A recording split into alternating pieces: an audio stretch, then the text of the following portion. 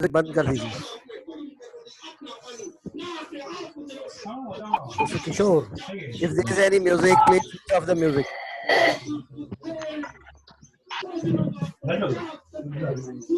Mister Rajesh Kadare, अगर आपके music चल रहा है तो म्यूजिक बंद कर दीजिए।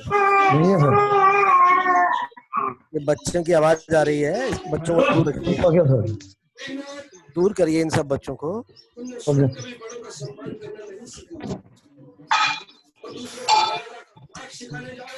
आवाज आ रही है जिनका। Mister Mayur Patel, switch off your, unmute your, mute कर दीजिए अपना आप को। मिस मधुश्री प्लीज म्यूट करिए।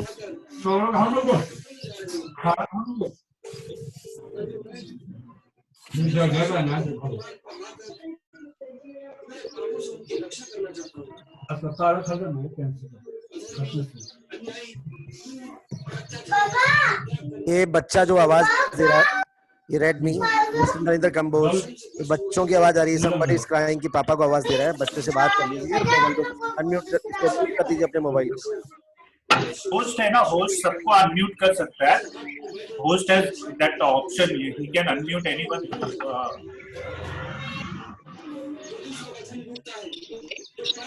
Hello. I've been doing that, but many of them are unmuting again. ये सब सभी को अनम्यूट कर दीजिए, सभी को। वो कोसी डिक्शनरी है, अपने को प्लेन डिक्शनरी होना। आप अपने मोबाइल को अनम्यूट तभी करिए जब आपको कोई बोलना है, when you want to raise the question। और एक क्वेश्चन जो होगा लेक्चर के बाद होगा, क्वेश्चन आवर जब शुरू होगा।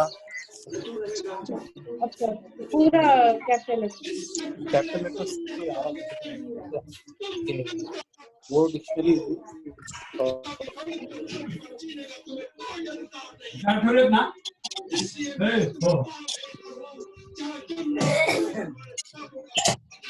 नहीं।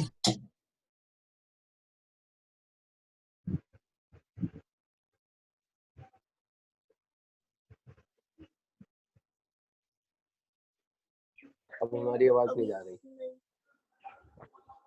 और ये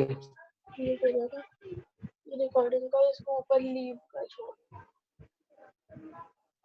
लीव मतलब मीटिंग के बाहर हो जाएंगे। है? मीटिंग के बाहर हो जाएंगे। अगर इसे कर दिया नहीं, ये रिकॉर्डिंग हो रही है अभी। हाँ। कैसे सर? सर कैसे हैं आप? बस ठीक है। कल नहीं दिखे? कल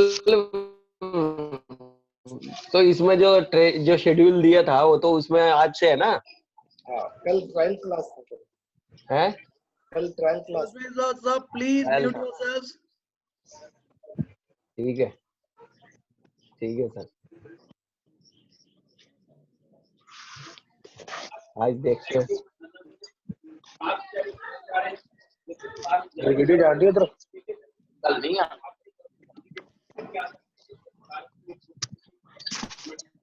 कर्मा साहब, हेलो। हाय कर्मा साहब, कैसे हो? अच्छा है, आप बताइए कैसे हो? शादी और ठीक है। Hi Akram, how are you? Fine. Hello. Hi Akram, hi, how are you? Fine. Very good morning. Good morning. Hi Karma. की गल है भाजी? ठीक है, बढ़िया। बाबू बस मजे में।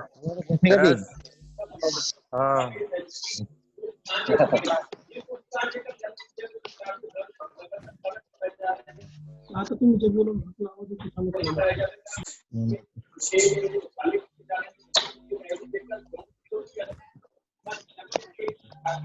नमस्ते मैडम।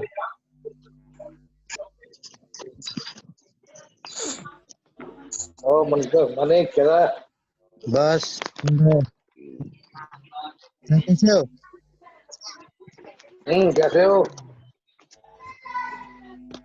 कैसे हो सर? कैसे हो? Hello madam. क्या हाल है अकरम? ठीक हो मैडम? हाँ बिल्कुल ठीक ठाक। Good morning everyone. Good morning. Good morning. Signal भी करते हैं। Hello. Please listen, everyone. Again, no participants. Hello. Please just mute yourself. Everyone, just mute yourself. Mummy मैं थोड़ा एक मीटिंग में और हूँ। Hello. Yes. I again request all the coaches to register their attendance by mentioning their name. Their. Hello. Suresh. Ah, yes, yes. Suresh, for this particular meeting, you just don't have mark attendance because Okay. everyone is asking the same question when every second person joins. They are asking how to mark attendance and they are creating chaos here. Okay. Okay. If some people don't know how to mark attendance, okay, we will inform them how to mark attendance. After this 11:30 session, we will have a separate meeting for them how to mark, how to do all the procedures and that we will explain to them how to use Zoom also. We can have a meeting after 11:30. Okay. Okay. Right now, DGSI is going to join this meeting by 10:30. So we are having just 5 minutes. Yes, Please, yes. sir, or Espar Solanki or Manmohan Jaiswal, anyone to have to address all of them and request all of them to put their mobile phone on mute. It's already done. No, Already there are done. many people still they are not Mr. Yes, yes. Mr. Jaiswal, he had spoken to the participants just 5 minutes back, and he has instructed everyone. Okay. And he has instructed everyone to mute themselves. Okay, okay. That is the thing. See, we are expecting in next 5 minutes or something. So from that the DGSI will join. Okay. Okay. So, it may be delayed also because we don't know which are the video conference which he is going to attend. If not, we will sharply start by 10:30. Audio will address and we will go ahead. Whenever DGSI is joining, then we will inform everyone that DGSI is joining and we will ask DGSI to address. Okay. Okay. Okay.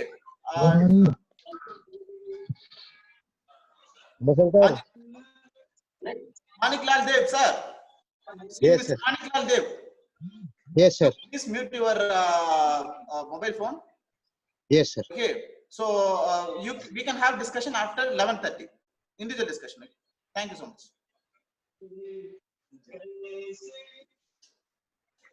Suresh, you take over and you ask Mr. Pushpal Solanki. Anyone, any of the either it may be Manmohan Singh Jaiswal ji or Yashwal Solanki ji or Jeevan Sharma ji. Let them take over. Let them give a brief about this particular program, entire program. Okay. Okay. Okay. Okay. Fine. I'm going off. Okay. Okay. Okay. Okay. Sir. Okay. Manmohan sir. Manmohan Jaiswal sir. Hello. Sir, he is on the call. Okay okay sir तो सोलंकी साहब आप एक बार इनको briefing दे दीजिए क्या क्या है करके instructions and 10:30 probably DG sir will be joining us right sir तो आप इनको बता दीजिए सर इंस्ट्रक्शंस दे दीजिए आप सर जो इंस्ट्रक्शंस मुझे फॉरवर्ड किए गए हैं मैं उनको फॉरवर्ड कर देता हूं क्या सर गुड मॉर्निंग एवरीवन यहाँ मौजूद मेरे कोचेस भी हैं जीवन सर हैं और कल भी काफी लोग थे राकेश सर हैं काफी कोचेस यहाँ पर अवेलेबल हैं तो मैं चाहता हूँ कि हम सब लोग थोड़ा सा जो हमें पिछले कुछ दिनों में ग्रुप्स में मैसेजेस फॉरवर्ड किए गए थे उन सबको हम सीरियसली फॉलो करें इट्स लाइक अपना जूम सेशन को म्यूट रखें थ्रू आउट और ये एक बहुत ही अच्छा इनिशिएटिव है from the Sports authority of India side जिसमें हम उस समय को जो हमारा unproductive you can say it's unproductive time इसको हम प्रोडक्टिव बना सकते हैं by exchanging knowledge through these type of sessions and we have some sessions in the evening also तो जायसवाल साहब फोन से फ्री हो गए तो मैं चाहता हूँ एक बार जायसवाल साहब टेक ओवर करें और फिर डीजी साहब से हम अपना सेशन ऑन कर सकते हैं जैसे डीजी साहब का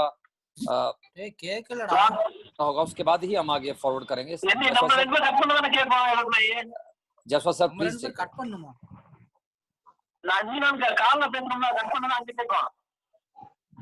அப்படியா क्या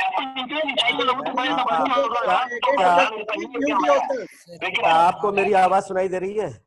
आप सभी लोग, जैसा भी यशपाल ने कहा, कि आप सभी लोग अपने अपने मोबाइल पर लेफ्ट साइड में एक है, उसमें म्यूट अनम्यूट रेड कलर में आएगा। जब आपको बात करना है तब उसको आप अनम्यूट कीजिए, अदरवाइज इसको म्यूट पे रहिए। म्यूट का मतलब उसको आपको साइलेंस मोड पे रखना है। आपस में कोई पर्सनल कन्वर्सेशन नहीं करना है। म्यूट है। हाँ, गुड मॉर्निंग नहीं करनी है। अच्छा सुरेश जी, अभी हमारे को तिलक थापा जो कॉमनवेल्थ मेडलिस्ट है, उन्होंने भी ज्वाइन किया है। सुरेश जी सुन रहे हैं आप मेरी आवाज? चलो मैं भी कर ही लेती हूँ फिर, सब तो लोग कर रहे हैं। And one more, Poonam Chopra, Arjun awardee, first women Arjun awardee, she has also joined. That's why you recognize me with my new look. Yes, Mr. Kawas Bulgaria, yes, he has also joined us. How are you all? Olympian है और Commonwealth medallist हैं। Yes sir. इसको कैसे करूँ अभी? वो जो मैंने किया था वीडियो कर दूँ start? Hi everyone, good morning everyone.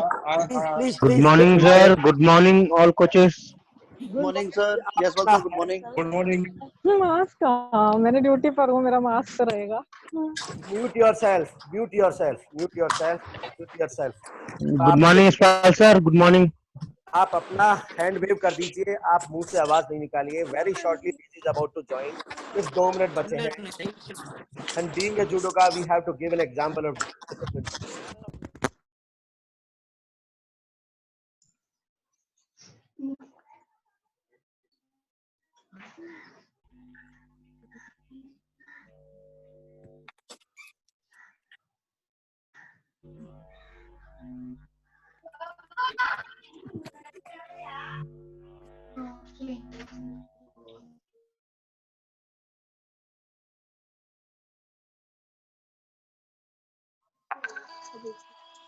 आपको मेरी आवाज सुनाई दे रही है?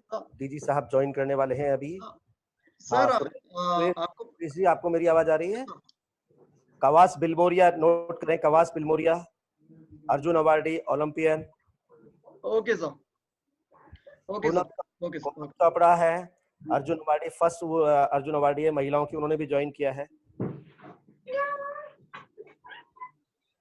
ये बहुत अच्छी बात है हमारा कि लाइव सेशन, ये कोविड जो हमारा जो वैश्विक महामारी है इस पीरियड में, sports authority of India, IUA, MYAS, ministry of youth affairs and sports और जूडो फेडरेशन ऑफ इंडिया, आप सभी के सहयोग से ये एक लाइव सेशन ऑर्गेनाइज होने जा रहा है। इसमें आप सभी लोगों का सहयोग, cooperation, it is heartily solicited from everyone.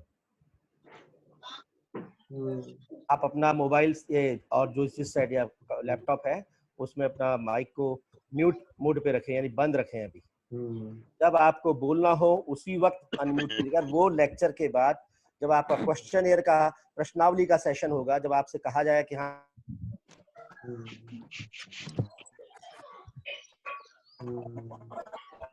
You can ask the question, उस वक्त आपको, उससे पहले आप इसको म्यूट मोड पे।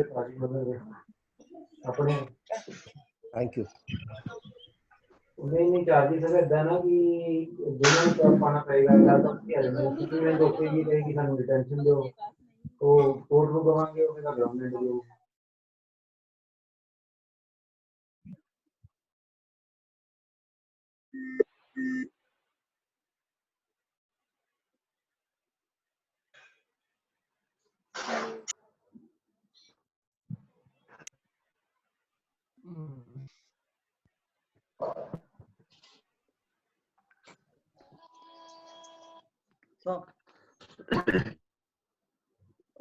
Sir, no sir, not able to see his name. No sir. Okay sir. So it's already 31 sir. You're starting sir? Okay sir. Okay, good morning everyone. Good morning sir. Good morning. Please mute yourselves everyone. Now I would request our Senior Director, Captain Ajay Kumar Bahal sir, Sai NSSC Bangalore, to address the meeting. Good morning everybody. सबको नमस्कार। मैं Ajay Kumar Bahl, Indian navy captain. I am fortunate. It's my good luck.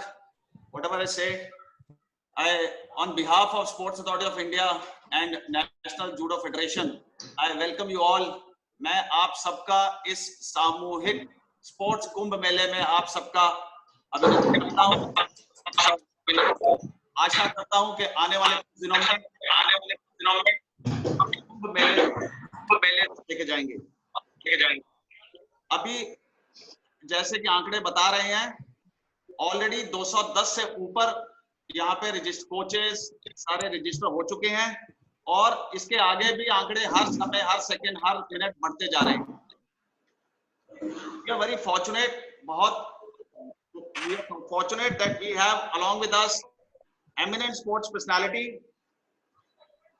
पहले mister Manmohan Jaiswal, general secretary judo federation of India, उनके साथ हमारे साथ हैं mister जीवन शर्मा, द्रोणाचार्य अवार्डी, अक्रम शाह जो ओलंपियन रह चुके हैं और अर्जुना अवार्डी भी हैं, Yashpal Solanki, Arjuna awardee, head coach Khelo India academy, mister Kawas जो भी ओलंपियन रह चुके हैं, mister Tilak Commonwealth games medallist, Poonam Chopra Arjuna awardee और मेरे बच्चे भाई बहन और बहुत सारे स्पोर्ट्स एंथुसियास्ट।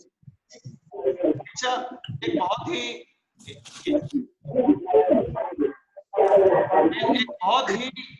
स्पेशल मोमेंट है जब हमारे देश के 200 से ज्यादा जूडो के एक साथ खिलाड़ी इकट्ठे होके यहाँ पे एक तरह जूडो के कुंभ का प्रदर्शन कर रहे हैं।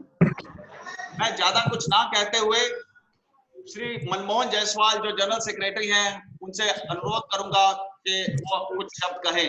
मिस्टर मनमोहन जायसवाल। सबसे पहले मैं आप सभी को धन्यवाद देता हूं और उस परम शक्ति ईश्वर की जो वर्ल्ड में जो अभी जो वैश्विक महामारी चल रही है उससे हमारा देश बहुत बचा हुआ है और इस घड़ी में प्लीज म्यूट योरसेल्फ, अपने मोबाइल को आप अपना म्यूट कर दीजिए। और देखिए, sports authority of India, ministry of youth affairs and sports और भारतीय जूडो महासंघ प्रावधान में इस जो एक क्वारंटाइन पीरियड का एक प्रोडक्टिव यूज होने जा रहा है, उसमें आप सभी लोगों ने जो बहुत अपना पार्टिसिपेशन दिखाया है दिल से, उसके लिए बहुत बहुत धन्यवाद। मेरे साथ और एक बड़े गर्व की बात है,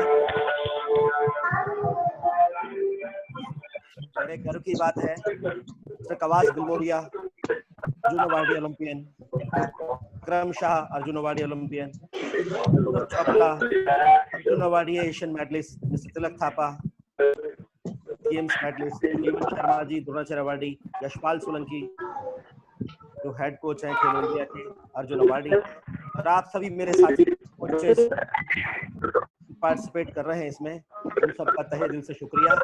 और एक जूडो खिलाड़ी यहाँ से जो कुछ आप अपनी नॉलेज शेयर करेंगे और सीखेंगे उसको जाके अपने अपने जहाँ सेंटर्स हैं आपके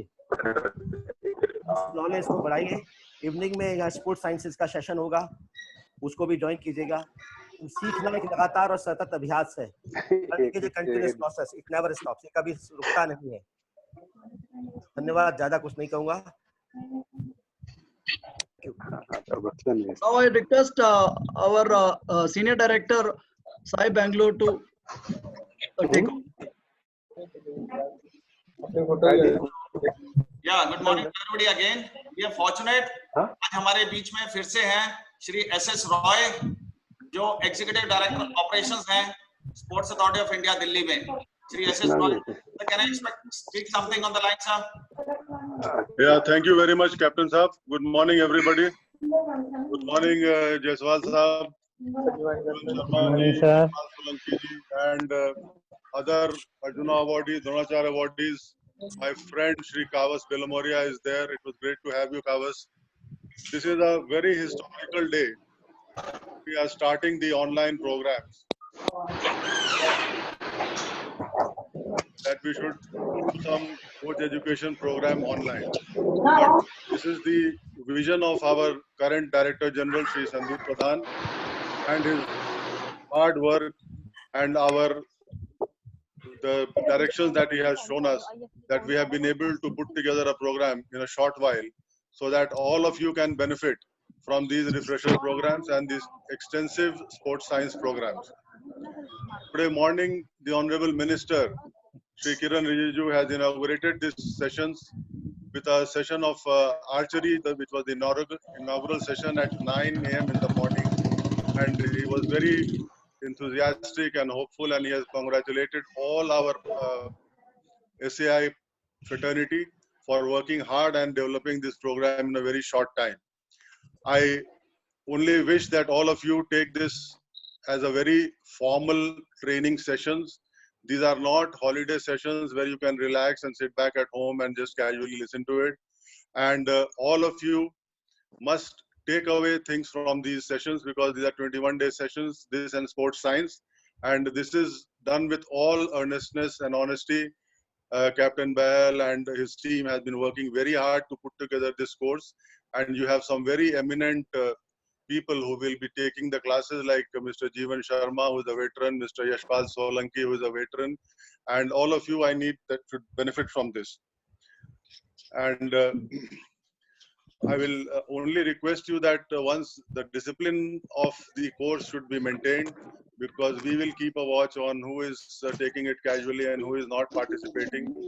Still, I can see some phone numbers or phone makes in the name of the participants. Please put in your names, Sai coaches. And I would thank Captain Bahl to have called me here, and thank you very much, and all the best to all of you. Thank you, Captain Saab. Thank you, sir. जैसा कि आपको रॉय साहब ने बताया, please maintain discipline, please अपने mobiles mute रखें, जब कहा जाए तभी आके अपना जो अपने बारे में कहें. Otherwise, all is fine now. We are ready to start. Suresh, if all fine, we can hand over to the project directors who can take over and start the whole session. Yes, sir. Now I would request Mr. Yashpal Solanki to go ahead with this lecture.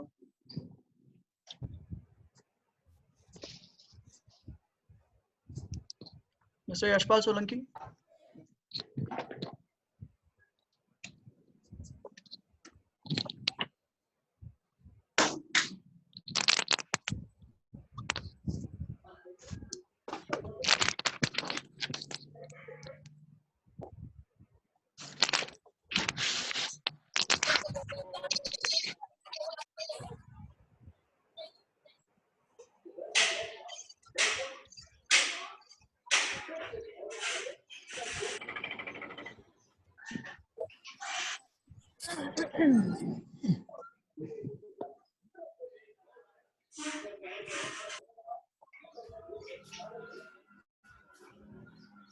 I think he's having some problem with the system.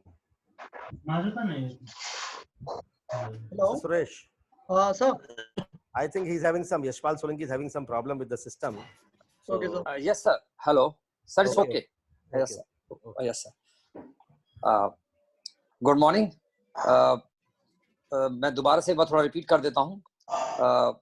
इस session में मेरे coaches जिन्होंने मुझे चलना सिखाया वो भी हैं, और काफी कोचेज जिन्होंने मुझे नेशनल कैंप्स में कोच किया, और मेरे साथ बहुत सारे प्लेयर्स जिन्होंने गेम किया है, मेरे सीनियर्स हैं, मेरे साथी हैं, और कुछ जूनियर्स भी हैं.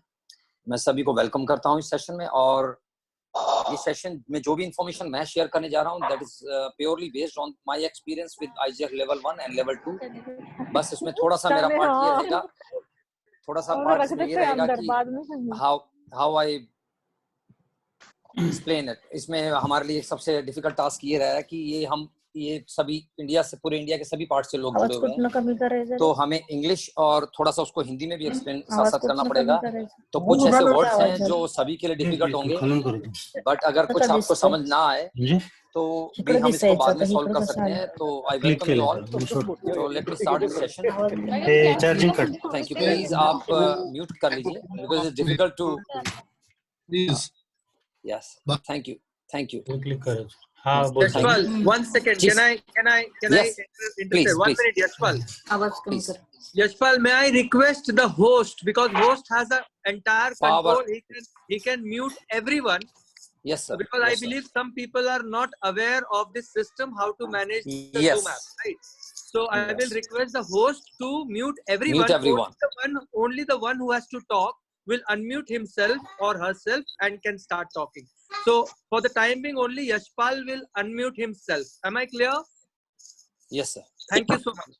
May I request the host please to mute everybody? So I've muted everyone.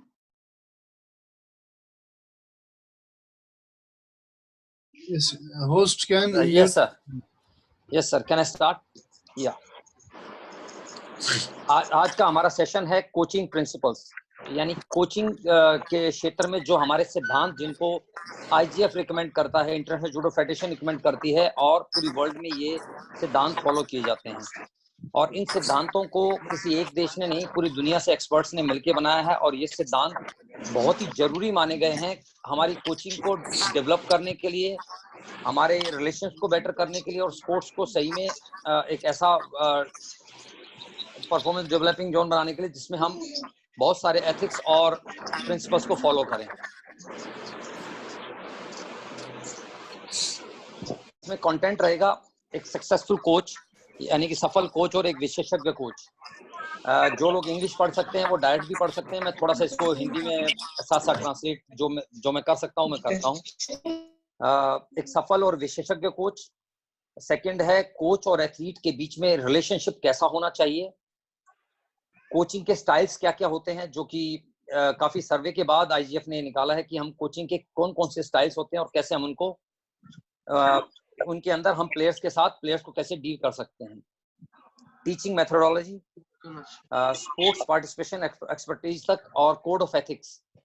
Code of ethics जो हैं ये आईजीएफ ने लिया है अमेरिकन ओलंपिक एसोसिएशन से। जैसा कि आप सब लोग जानते हैं अमेरिका अभी तक तकरीबन 2800 ओलंपिक मेडल जीत चुका है और ओलंपिक में नंबर 1 रैंक पर है, और उनका प्रोफेशनलिज्म पूरी दुनिया के लिए ही एक उनकी जो पेशेवर वो अंदाज से वो अपनी फेडरेशन को चलाते हैं, अपने प्लेयर्स को मैनेज करते हैं, ये सभी के लिए बहुत सीखने योग्य है। तो ये कोड ऑफ एथिक्स हमने अमेरिकन ओलंपिक स्पोर्ट्स से लिया है और आईजीएफ भी इसको ही समर्थन करता है। तो ये सब हम आज के इस सेशन में कवर करेंगे, ये कंटेंट्स हैं। तो सबसे पहला है हम एक सफल और विशेषज्ञ कोच को कैसे दूसरों से अलग होता है। एक सफल और विशेषज्ञ कोच, एक सफल कोच हमेशा टास्क की जो स्पेसिफिक नॉलेज होती है, विशिष्ट ज्ञान जिसको हम बोलते हैं, वो बहुत बड़े लार्जर स्केल पर उसको इंटरप्रेट करता है, सीखता है, उसको काफी नॉलेज होती है, उसी को हम एक विशेषज्ञ कोच कह सकते हैं। He can interpret greater meanings, वो उपलब्ध सूचना का अधिक से अधिक अर्थ और व्याख्या निकाल सकता है, उसको अधिक मात्रा में अच्छे तरह से इस्तेमाल कर सकता है अपने ट्रेनिंग शेड्यूल के अंदर। He can store and access information more effectively. उनके पास अपनी इंफॉर्मेशन का डाटा होता है, वो उसको बहुत अच्छे से कब किस जानकारी को किस तक पहुंचाना है, इसको एक बेहतरीन और उपयोगी तरीके से इस्तेमाल कर सकता है। एक विशेषज्ञ कोच अपने कोच गेम के जो स्ट्रक्चर पैटर्न्स होते हैं उनको बहुत अच्छे से समझ पाता है और अप्लाई कर पाता है। वो सिचुएशन प्रोबेबिलिटी, अब जैसे कि एक सिंपल सा मैं एग्जांपल देता हूं कि कई बार कोच की ट्रेनिंग होती है outdoor, suppose we have to run outside today, और उस समय सिचुएशन में हमें ये डाटा हमारे पास है कि आज बारिश हो सकती है, तो हम पहले से ही इसके लिए तैयार रहते हैं कि हम उस डाटा को या उस इंफॉर्मेशन को और उस परिस्थिति को कैसे हैंडल कर सकते हैं। एक सफल और विशेषज्ञ कोच डिसीजन बहुत जल्दी ले लेता है, जैसे इमीडिएटली हमने देखा, वो नहीं करते हैं, जब फोटो देखते तो अपन साइड करते हैं, जैसे ही हम एक डिसीजन बहुत रैपिडली लेते हैं, जैसे हमने देखा कि आज माइक्रोफोन, जो भी कोई अलग सुन रहा है वो अपना माइक्रोफोन ऑफ करे। ये नेटवर्क खराब है। उससे रिक्वेस्ट है खाली टीचर ही अपना माइक्रोफोन उन्हीं का माइक्रोफोन ऑन रहे। Sir, host जो computer. I've muted everyone, but I don't know from where. Some people they unmute again, sir. That is the problem. That is a challenge we are facing right now. Not an issue, sir. Not an issue. We can stop in meanwhile. It's disturbing, but that's what we can offer best. I hope अभी तक सभी को clear होगा। अब successful coach के 3 main areas में एक successful coach काम करता है, जिनमें है संबंध, व्यवहार और वातावरण। ये तीनों ही चीजें एक सफल कोच को व्याख्यान करती हैं, और इन 3 चीजों पर एक सफल कोच या एक सफल कोच बनने के लिए हम सभी को ध्यान देना चाहिए। तो रिलेशनशिप को हम सबसे पहले कवर करेंगे। रिलेशनशिप में कोच कैसे अपने व्यक्तिगत संबंध अपनी टीम के साथ और इंडिविजुअल्स के साथ और ग्रुप के साथ कैसे मैनेज करता है, कैसे वह अपनी टीम के अंदर और अपने प्लेयर्स के बीच में ट्रस्ट एंड रिस्पेक्ट यानी कि भरोसा और सम्मान सबके लिए, अपने लिए भी और दूसरों के लिए कैसे एस्टेब्लिश कैसे बना के रखता है।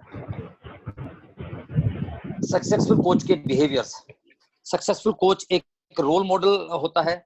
जैसे कि अगर आप देखेंगे हमारे जितने भी जो सफल कोच हैं वो खाली मैट अपने फील्ड ऑफ प्ले में नहीं, अपने कैंपस के अंदर नहीं, वो अपनी कम्युनिटीज में, अपनी कॉलोनीज में, अपने फ्रेंड्स के बीच में भी एक रोल मॉडल की भूमिका निभाते हैं।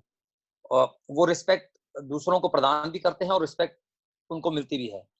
और एक आज के दिन कॉम्पिटिटिवनेस इतनी बढ़ गई है, कंपटीशन इतना बड़ा हुआ है कि coach without hard work it's not possible to be a successful coach. तो एक हार्ड वर्क की भी बहुत डिमांडिंग है आज के दिन इस कंपटीशन लेवल पे बने रहने के लिए। एक कोच हर इंडिविजुअल एथलीट की उसकी इंडिविजुअल जो नीड्स हैं उनको ध्यान रखता है। वो बहुत फ्रीक्वेंटली कोच और एथलीट के बीच में एक इंटरेक्शन स्थापित करता है, जिससे वो एक दूसरे की बातों को समझ सके और अपना पक्ष रख सके। उनकी जो क्वांटिटी और क्वालिटी जो इंस्ट्रक्शन की होती हैं उन दोनों को उसको मैनेज करना होता है। Types of frequency and feedback. वो अपनी ट्रेनिंग के बारे में बच्चों से फीडबैक लेता है कि how they are feeling after the specific workout, और इस वर्कआउट को करते उनको कैसा लगा या उनकी बॉडी पर लोड कितना है। ये सब बहुत जरूरी है उसके फ्यूचर ट्रेनिंग प्रोग्राम्स को मैनेज करने के लिए। ये बहुत फ्रीक्वेंटली फीडबैक हमें कलेक्ट करना चाहिए। कोच के पास एक इस तरह का तंत्र होना चाहिए, इस तरह का एक सिस्टम होना चाहिए जिससे वो प्लेयर्स का, अपने ग्रुप का स्ट्रेस और एंजाइटी लेवल हमेशा उसको कोप कर सके, मैनेज कर सके, जिससे कि प्लेयर्स फ्री माइंड होकर अपनी ट्रेनिंग और अपने स्केड्यूल को फॉलो कर सके। ये कोच की बिहेवियरल क्वालिटीज हैं स्पेशल कोच की। और अभी हम बात करेंगे एनवायरनमेंट, कैसे कोच अपने ट्रेनिंग और फील्ड ऑफ प्ले और उसके अलावा भी कैसे अपने वातावरण को पॉजिटिव बना के रखता है। पॉइंट नंबर 2 पे जैसे दिया गया है, coach create a positive environment, एक सकारात्मक वातावरण बना के रखता है जिसमें वो सपोर्टिंग भी होता है प्लेयर्स के लिए, उनके साथ थोड़ा हंसता है, ह्यूमर प्ले करता है, और एक सेंस ऑफ बिलोंगिंगनेस उनकी टीम में प्लेयर्स को और कोच को, उस पूरे ट्रेनिंग मैकेनिज्म में सभी को ये लगता है अपनापन की भावना होती है। ये पॉजिटिव एनवायरनमेंट जब तक कोच नहीं दे सकता है उसकी ट्रेनिंग, उसको हम सफल कोच नहीं कह सकते। कोच ट्रेनिंग के लिए और आने वाले चैलेंजेस के लिए, कॉम्पिटिशन्स के लिए गोल सेटिंग करता है, that is with individual and for the group and for himself also. हमेशा मोटिवेशनल एटीट्यूड फॉलो करता है। और in some individual cases he used the ABC model of beliefs, जो कि काफी पहले डिजाइन किया गया था और अभी भी उतना ही एक्टिवली फॉलो किया जाता है बहुत सारे एजुकेशनल इंस्टीट्यूशंस में और स्पोर्ट्स में भी, जिसमें हम किसी इंडिविजुअल एथलीट का बिहेवियर और उनकी जो अभी कोई भी कॉन्सिक्वेंसेस हुए हैं उनको जज करने के लिए कुछ एक्शंस रेगुलर बेसिस पे हम फॉलो करते हैं, और फिर उसमें उसके बाद उनका बिहेवियर क्या रहा, कॉन्सिक्वेंसेस क्या रहा, इस मॉडल को अपनाकर हम एक इंडिविजुअल एथलीट को ज्यादा जांच पाने में और उसको उसके लिए इंडिविजुअलाइज ट्रेनिंग शेड्यूल देने में हम इसको बहुत अच्छे से इस्तेमाल कर सकते हैं। एबीसी मॉडल हम इसको नेट से दोबारा से डिटेल में भी पढ़ सकते हैं, और इसके लिए स्पेशल हमें इंस्ट्रक्शन थी कि हमें ये मॉडल जरूर पढ़ना है before our level 2 test. Confidence आत्मविश्वास जो कोच अपने लिए और बच्चों के अंदर भी अपने बिहेवियर और एनवायरनमेंट से ही पैदा करता है, और continuous improvement through coaches feedback and behaviour, वो अपने साथ में जो दूसरे कोलीग कोचेस हैं उनके फीडबैक से और उनके बिहेवियर से या बच्चों के फीडबैक से और उनके बिहेवियर से भी वो इसके अंदर कंटिन्यूस इंप्रूवमेंट करता रहता है।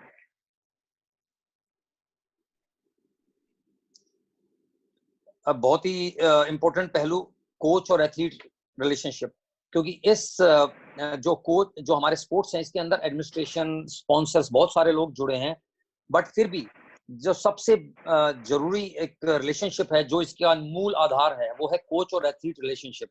और कोच और एथलीट रिलेशनशिप मैं ये कहूंगा कि एक दिन में पैदा होने वाली चीज नहीं है, बहुत लंबा टाइम है। और इसके लिए एक क्वालिटी कोच जो हैं वो अपनी रिलेशनशिप को इम्प्रूव करने के लिए instantly, instead of need of develop over time, ऐसा नहीं है कि एक दिन में इसको डेवलप किया जाए, वो उसको क्रिएट करने के लिए एक effective relationship between you and your athlete is totally about investing time and resources. This is in the same manner, मैं ये कहूंगा कि ये वैसा ही है जैसे आप अपना टाइम एक स्ट्रेंथ कंडीशनिंग सेशन में ग्राउंड में या मैट पर लगाते हैं, फील्ड ऑफ प्ले में लगाते हैं, लगभग उतना ही टाइम लगता है आपकी रिलेशनशिप बिल्ड करने में। जैसा आईजीएफ ने भी इसको बहुत जोर देते हुए कहा है, building a better relationship is about conversation, observing and learning about each other. Coaches focus on creating strong coach-athlete relationship.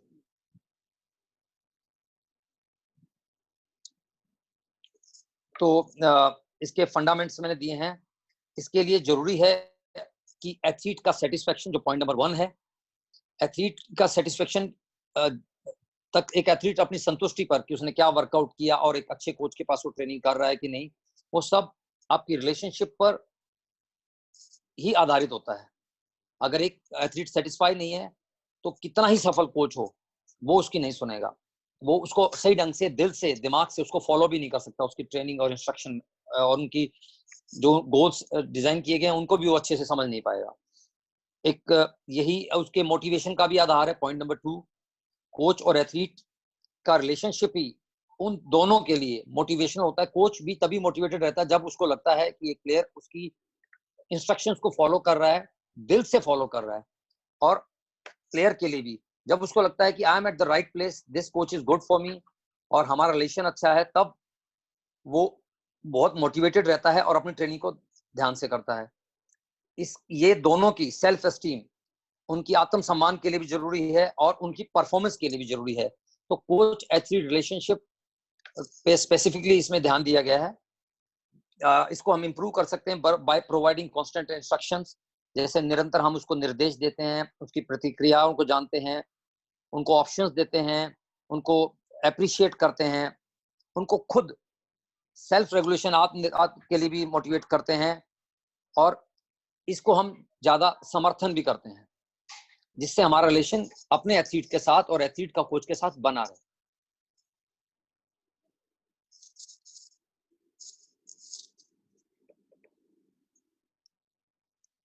Coach और एथलीट का जो बिहेवियर है ये काफी हद तक इन्फ्लुएंस होता है एक एथलीट की अंदरूनी और बाहरी मोटिवेशन के लिए।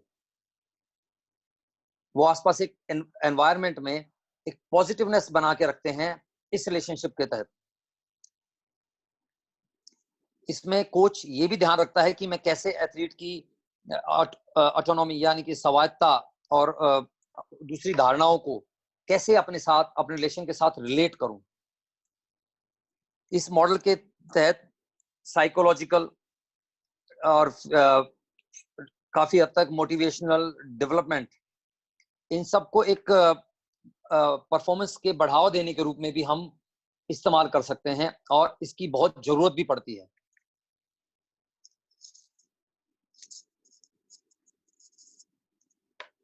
अफेक्टिव कोच यानी कि प्रभावी कोच निर्देश लागू करते हैं जो अच्छी विशेषताओं के लिए, जैसे कि आप देख सकते हैं positive in reinforcements which include clear technical instructions.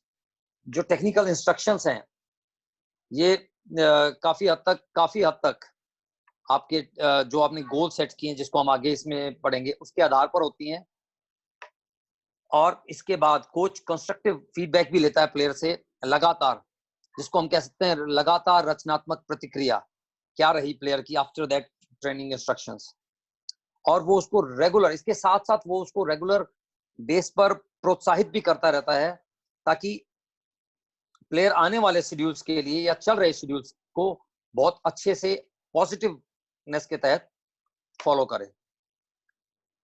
Coaches, Jin coaches के अंदर मतलब जिन कोचेस जो स्पेशल कोचेस जिनके पास higher perception of athlete ability and skills, और जैसे कि आप ये देख लीजिए कि उनके सामुदायिक greater parental and community support, इसको समझ सकते हैं, ज्यादा से ज्यादा इसको इस्तेमाल करते हैं, उनके ज्यादा अपने पर्सनल एक्सपीरियंसेस हैं एज ए प्लेयर में भी और एज ए कोच ऑल्सो। जरूरी नहीं है कि एक अच्छा प्लेयर ही अच्छा कोच हो, तो जो कोच के अपने पर्सनल एक्सपीरियंस होते हैं बाय डेवलपिंग ए टीम और इंडिविजुअल प्लेयर, वो ऐसे कोचेस के पास ज्यादा चांसेस होते हैं अपनी टीम को मोटिवेट करने के लिए और उनकी टीचिंग स्किल्स को उनको ज्यादा अच्छे तरीके से दिखाने में और उनकी परफॉर्मेंस को बढ़ाने के लिए।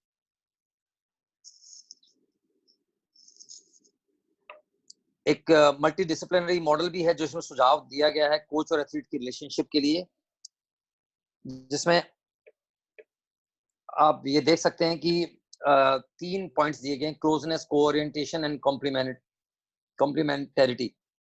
इन तीनों को आप पढ़ सकते हैं। मैं थोड़ा सा इसमें, क्योंकि इनके वर्ड्स हिंदी में काफी डिफिकल्ट होंगे लोगों के लिए, फिर भी मैं इसको निकटता मतलब इमोशनल, आप उनके साथ कैसे जुड़े हुए हैं, आपकी भावनाएं, आपका जो स्वर है, भावनात्मक स्वर, वो भी आपकी निकटता को दर्शाता है। एक एथलीट आपके अंदर को कैसे लाइक करता है, कैसे ट्रस्ट करता है, कैसे सम्मान देता है, कैसे आपको पे विश्वास करता है, कैसे आपकी ट्रेनिंग को अप्रिशिएट करता है, कैसे हम अपने एथलीट की ट्रेनिंग को अप्रिशिएट करते हैं, कैसे उसको एक्सेप्ट करते हैं। ये हमारी क्लोजनेस के मॉडल को दर्शाता है और यही हमारी रिलेशनशिप को पॉजिटिवली अफेक्ट करता है। The second point is co-orientation, the channel of communication। कैसे हम अपना संचार माध्यम बना के रखते हैं एक दूसरे को म्यूचुअल बेनिफिट्स के लिए, एक दूसरे के म्यूचुअल रिलेटेडनेस के लिए। ये हमारे विश्वास को, हमारी वैल्यूज को, हमारे इंटरेस्ट को, जिसको कहते हैं हम हमारे इंटरेस्ट क्या है स्पोर्ट्स के लिए, उसको बना के रखता है। ये कम्युनिकेशन बहुत जरूरी है। And third point is complementarity. इसके अंदर हम सहकारी सहभागिता, प्रतिनिधित्व, टीम वर्क, आपसी सहयोग, ये हमारे लिए प्रेरणादायक है और इसी से हम अपनी टीम को और अपने इंडिविजुअल एथलीट्स को अपने साथ जोड़ कर रख सकते हैं। कोचिंग स्टाइल्स, ये एक बहुत ही इम्पोर्टेंट टॉपिक है जिसमें जिसके ऊपर बहुत ही जोर दिया गया था ट्रेनिंग के अंदर भी, कि जरूरी नहीं है एक कोचिंग स्टाइल सभी एथलीट्स के लिए कारगर हो। तो इट इज द कोच, उसको जिसको मैनेज करना है कि वो कौन सा है। कोच का जो कोचिंग स्टाइल है वैसे वो उसके पर्सनल बिहेवियर और उस पर भी डिपेंड करता है, बट कोचिंग स्टाइल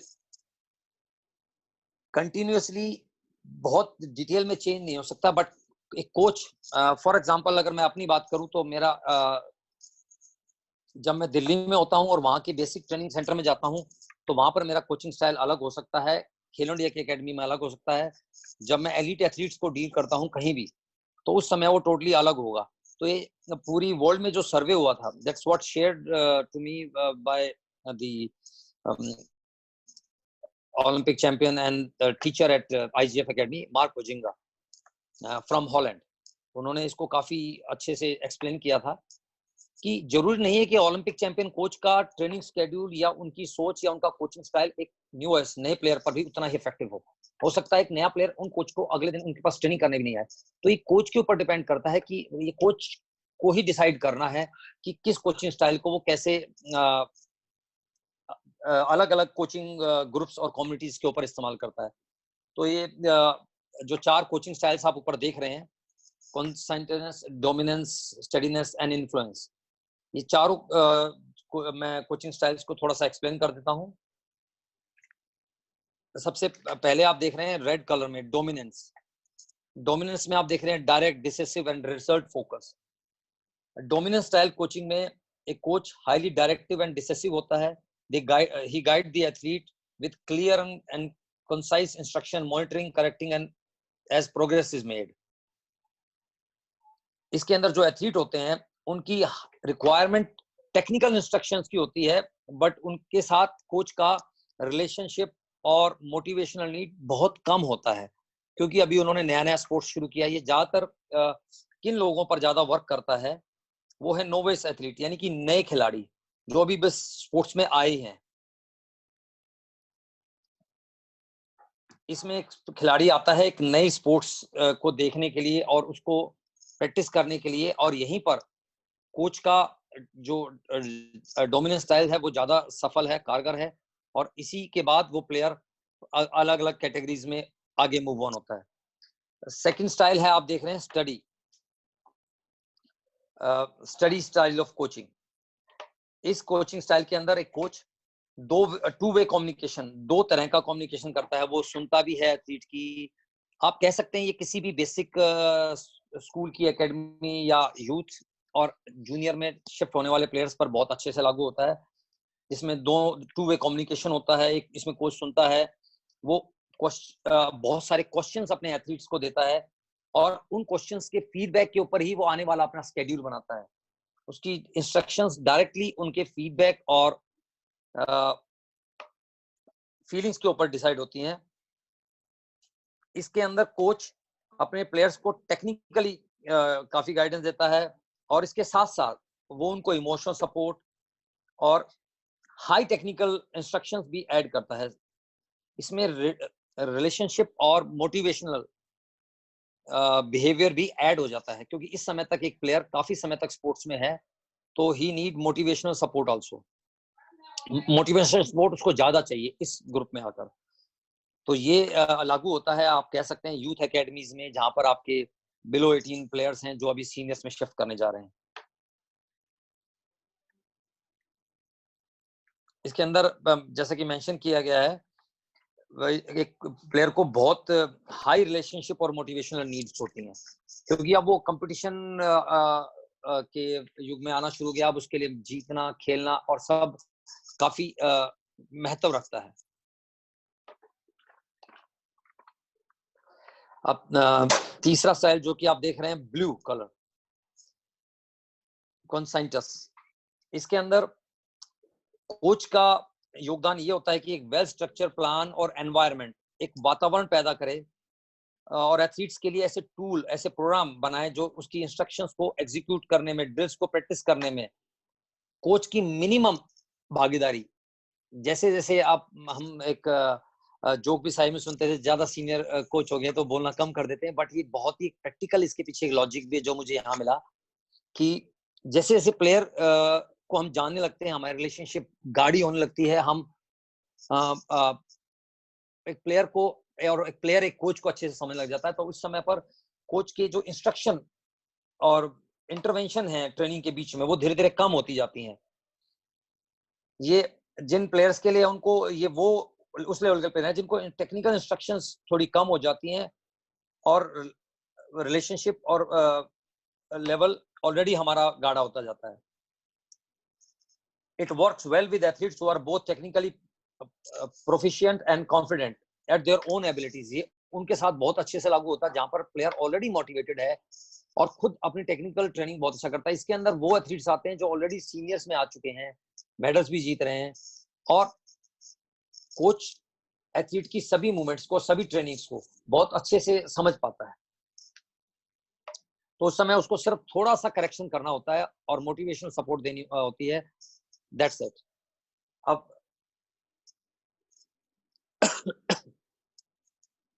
हम आगे चलते हैं teaching methodology. Sorry, teaching methodology, planning process. जब हम टीचिंग करते हैं स्पोर्ट्स के अंदर, तो प्लानिंग जो प्रोसेस है वो 4 सबसे जरूरी प्राथमिक गतिविधियां हैं जिनके ऊपर डिपेंड करता है, जिसके अंदर है establishing instructional goals.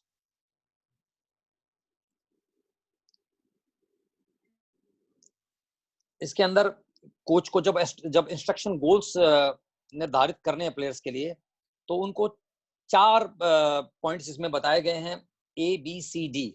A stands for audience. This is part of establishing instructional goals. Point number 1, audience. Audience मतलब ये किसको नजर रखते हुए ये इंस्ट्रक्शनल गोल बनाए जा रहे हैं, हमारा एम क्या है। बी स्टैंड्स फॉर बिहेवियर, हमें उनसे क्या एक्सपेक्टेशन है। हम ये अगर इंस्ट्रक्शन गोल उनको देते हैं तो हम उनसे क्या एक्सपेक्टेशन है, वो इसको कैसे करेंगे, कितना टाइम में करेंगे और किस तरह से करेंगे, ये हमारे बिहेवियर पर डिपेंड करता है। कंडीशन, ये इंस्ट्रक्शन गोल किन कंडीशंस में दिया जा रहा है, इस समय प्लेयर की मेंटल पोजीशन, मेंटल सिचुएशन क्या है इस समय उसकी, और इस समय पर हमारा जो इंस्टीट्यूट है उसके अंदर जो आसपास जो प्लेयर्स हैं वो किस दौर से गुजर रहे हैं, सब चीजें इसमें इंस्ट्रक्शन गोल्स के अंदर मैटर करती हैं। जैसा that is point number 3 C, condition. And चौथा है डिग्री, हाउ मच, कितना इंस्ट्रक्शन देना है, कितना इंस्ट्रक्शन गोल देना है। ये ABCD फॉर्मूला बहुत अच्छे से इस्तेमाल कर सकते हैं हम लोग while establishing our instructional goals। इसके बाद आता है identifying athletes learner needs, player को क्या चाहिए, उसकी जरूरतें क्या है, वो किस कंपटीशन के लिए तैयार हो रहा है, वो अपनी इंस्ट्रक्शन से क्या चाहता है, ये सब भी हमारे प्लानिंग प्रोसेस का हिस्सा होंगी और हमें इसको इस्तेमाल करना चाहिए और इस सब का इम्पैक्ट हमारी परफॉर्मेंस पर ऑटोमेटिकली आ जाता है। Third part is selecting content, क्या कंटेंट हमारे प्लानिंग प्रोसेस में होना चाहिए। जब ये हम कंटेंट को सेलेक्ट करते हैं तो जो पहले 2 पार्ट हैं वो भी इसके अंदर इन्वॉल्व हो जाते हैं, जैसे कंटेंट में स्किल कितना है, हमारा एटीट्यूड क्या रहेगा, वैल्यूज क्या रहेंगी, ये सब हमारे कंटेंट के अंदर, कंटेंट के 3 मजबूत पार्ट्स हैं, स्किल्स, एटीट्यूड एंड वैल्यूज। चौथा पार्ट आता ऑर्गेनाइजिंग दी कंटेंट। अब हम इंस्ट्रक्शन दे दी हैं और उसके साथ साथ हम उस कंटेंट को ऑर्गेनाइज भी कर रहे हैं, तो हमारी उसको इम्प्लीमेंट करना, उसको ऑर्गेनाइज करना, जो पहले हमने कवर किए हैं, जो एक स्पेशल कोच के की क्वालिटीज हैं, वो सब इसमें हम काम आती हैं कि कैसे हम अपने कंटेंट को ऑर्गेनाइज करते हैं, कैसा हम एटमॉस्फेयर बना के रखते हैं, कैसा हमारा बिहेवियर है, वो सब इसके अंदर इन्वॉल्व हो जाता है। जैसा हमने फर्स्ट कैरेक्टरिस्टिक्स देखी थी स्पेशल और विशेष कोच की। गोल सेटिंग, ये बहुत ही जरूरी है, जो कि हम लोग काफी हद तक मिस कर जाते हैं। हम कुछ ही प्लेयर्स के ऊपर फोकस होकर ये गोल सेटिंग करते हैं, बट अगर मैं अपनी बात करूं तो what I did at my academy when I joined Khelo India, तो सबसे पहला ये मैंने मेरे सभी प्लेयर्स, अगर आप किसी भी प्लेयर से मिलेंगे या पूछेंगे तो सभी के लिए उनके टारगेट्स, उनके गोल्स, वी इंटरेक्ट पॉजिटिवली, बड़ा अच्छे से हमने इंटरेक्ट किया कि आपके क्या गोल्स हैं। तो अब गोल सेटिंग के बारे में थोड़ा सा बात कर लेते हैं, और इसका हमें काफी अच्छा रिजल्ट भी मिला, और इसका इम्पैक्ट आपके जो पहले बताए गए हैं कोच एथलीट रिलेशनशिप और इन सब पर भी पड़ता है, और एक प्लेयर के अंदर एक सेंस ऑफ बिलोंगिंग रहती है एकेडमी के साथ भी, कोचेस के साथ भी, और अपनी टीम के साथ भी। तो जो गोल्स हैं वो शॉर्ट टर्म गोल्स भी हो सकते हैं, लॉन्ग टर्म भी हो सकते हैं। फॉर एग्जांपल, अगर हमने एक प्लेयर आज मैं काफी बार मेंशन भी करता हूं, एक एग्जांपल के साथ इसको आपके साथ शेयर करता हूं। 2013 में we were in the camp at Shilaru, and Jasleen Singh, he was that time he was just a youth player, he used to do 5-6 pull-ups। तो हमने उसके लिए इस इंडिविजुअलाइज के बारे में, मेरे पास इसका थोड़ा रिकॉर्ड भी है, तो उस समय उसने सिर्फ 6 पुल-अप्स किए थे, और उसका ही एक और साथी था उस समय यूथ में ही, विजय कुमार यादव। विजय कुमार यादव भी 8 या 10 पुल-अप्स वहां उस समय करता था। तो मैंने सभी के लिए, लेकिन मैं इन दोनों के एग्जांपल इसलिए दे रहा हूं क्योंकि आप सब लोग इनको बहुत अच्छे से परफॉर्मेंस करते हुए देख रहे हैं, और हमने कैसे इनके गोल्स निर्धारित किए।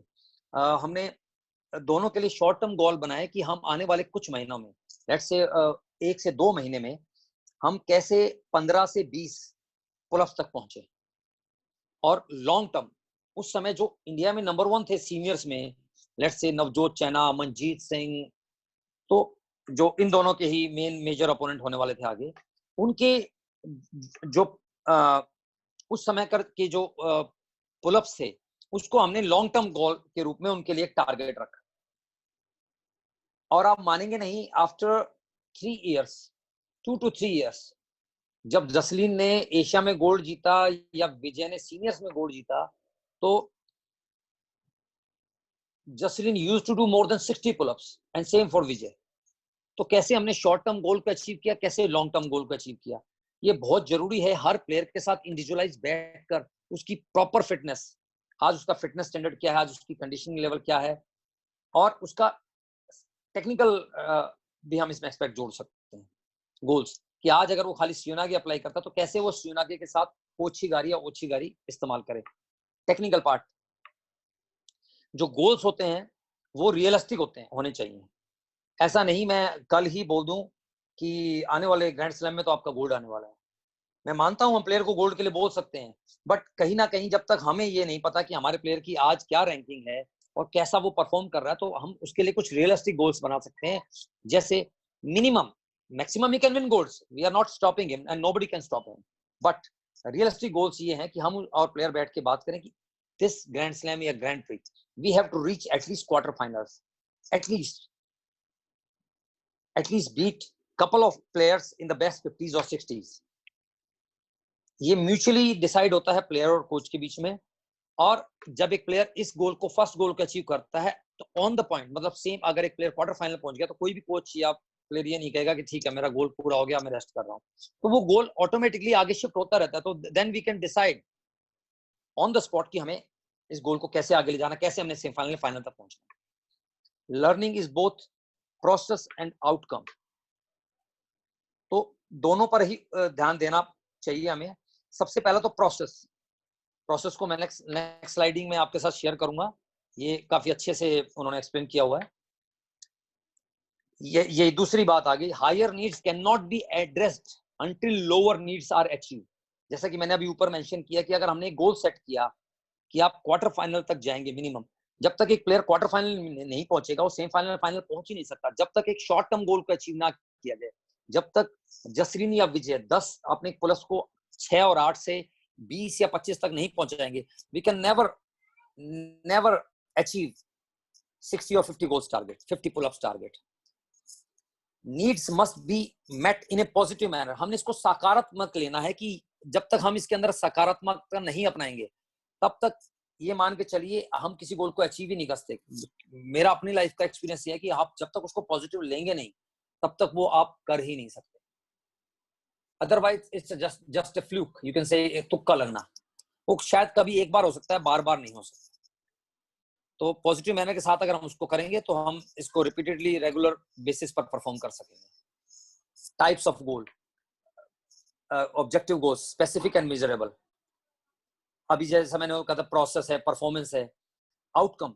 जैसे हमने एक गोल बनाया कि हमें ये कंपटीशन जीतना है, let's say win a race, तो प्रोसेस क्या रहेगा, हमें उस प्लेयर की परफॉर्मेंस बढ़ानी है टू विन दैट मेडल और to win at that race.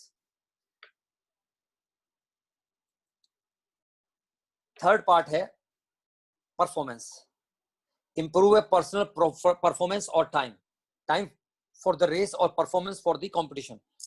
तो ये ऑब्जेक्टिव और स्पेसिफिक मेजरेबल गोल्स हैं। Subjective goals more descriptive and journal. ये ये आप ये कह सकते हैं कि अधिक वर्णात्मक और सामान्य, जिस पर सामान्य गोल्स रख सकते हैं कि इस साल हमने एक ये टारगेट रखना है कि मैं इतना रनिंग, इतना टाइम स्पेंड करूंगा, जिम में इतना टाइम। ये जर्नल गोल्स हैं जो पूरी टीम के लिए भी और इंडिविजुअल भी, कि मुझे ये 3 काम जर्नल करने हैं।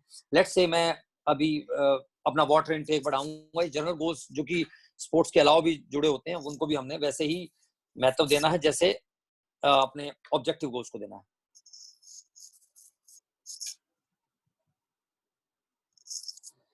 सेट स्पेसिफिक गोल्स, विशिष्ट लक्ष्य का निर्धारण करें। Set moderately difficult but realistic goals. थोड़े से कठिन जरूर हो, ऐसा नहीं हो कि मैं, जैसा पहले भी मेंशन किया है कि मैं पहले दिन उनको बोलता है कि आपको 60 पुलअप्स करने हैं, तो हो सकता है कि वो उनको मोटिवेट ना करें और वो टूट भी जाएं और वो अपने आप को लोअर फील करने लग जाएं। उनको रियलिस्टिक थोड़े से डिफिकल्ट गोल, मॉडरेटली डिफिकल्ट गोल्स हम दे सकते हैं, जैसे 6 से 10, 10 से 15 और 15 से 60, 50, धीरे धीरे पहुंचा जा सकता है। इसके बीच में हम 5, 10, 10 with the short term goals हम इसको धीरे धीरे बढ़ा सकते हैं। तो शॉर्ट टर्म गैल B 5, 10 pullups within 2-3 months we can gain. Set process as well as outcome goal. मतलब परिणाम का भी हमें निर्धारित करना है। आउटकम गोल्स, हम अपने गोल्स को रिकॉर्ड करें, ये बहुत जरूरी है। हमारे गोल्स को, ट्रेनिंग्स को हम अपने प्लेयर्स को नहीं बताते हैं, इसीलिए प्लेयर्स इसको समझ नहीं पाते हैं। काफी पहले कुछ जैसे मैंने स्टार्ट किया गेम, तो हमारी मैडम और सर गुरचरण सिंह गोगी और द्रोणाचार्य गुरचरण सिंह गोगी जी और सुमन मैम, उन्होंने हमारे साथ हमारी डायरीज लगाई थी। और इसके बाद इसको थोड़ा बहुत कई बार मेंशन किया गया जीवन सर के द्वारा और कुछ दूसरे कोचेस के द्वारा भी, कि हम अपनी ट्रेनिंग के डायरीज बनाएं। तो हम अपने गोल्स को, अपने इंस्ट्रक्शंस को, इन सबको रिकॉर्ड कर सकते हैं, अपनी ट्रेनिंग को रिकॉर्ड कर सकते हैं। ये बहुत जरूरी है प्लेयर के लिए भी और कोच के लिए भी। तो हम कोच को तो रिकॉर्ड करना ही करना है, हमें जरूरी है कि हम प्लेयर्स को भी लिखवाएं। Once something is on pen and paper, वो ये समझ लीजिए कि वो आपको दिमाग में बैठ गया, जैसा हमारे एकेडमिक टीचर्स बोलते थे। डेवलप गोल्स अचीवमेंट स्ट्रेटेजी, हम कैसे स्ट्रेटेजी, कैसे अपने गोल को अचीव करें, कैसे उसको डेवलप करें, ये हम तो कैसे उसका विकास करें, ये हम स्ट्रेटेजी हमें इसके लिए नीतियां बनानी चाहिए।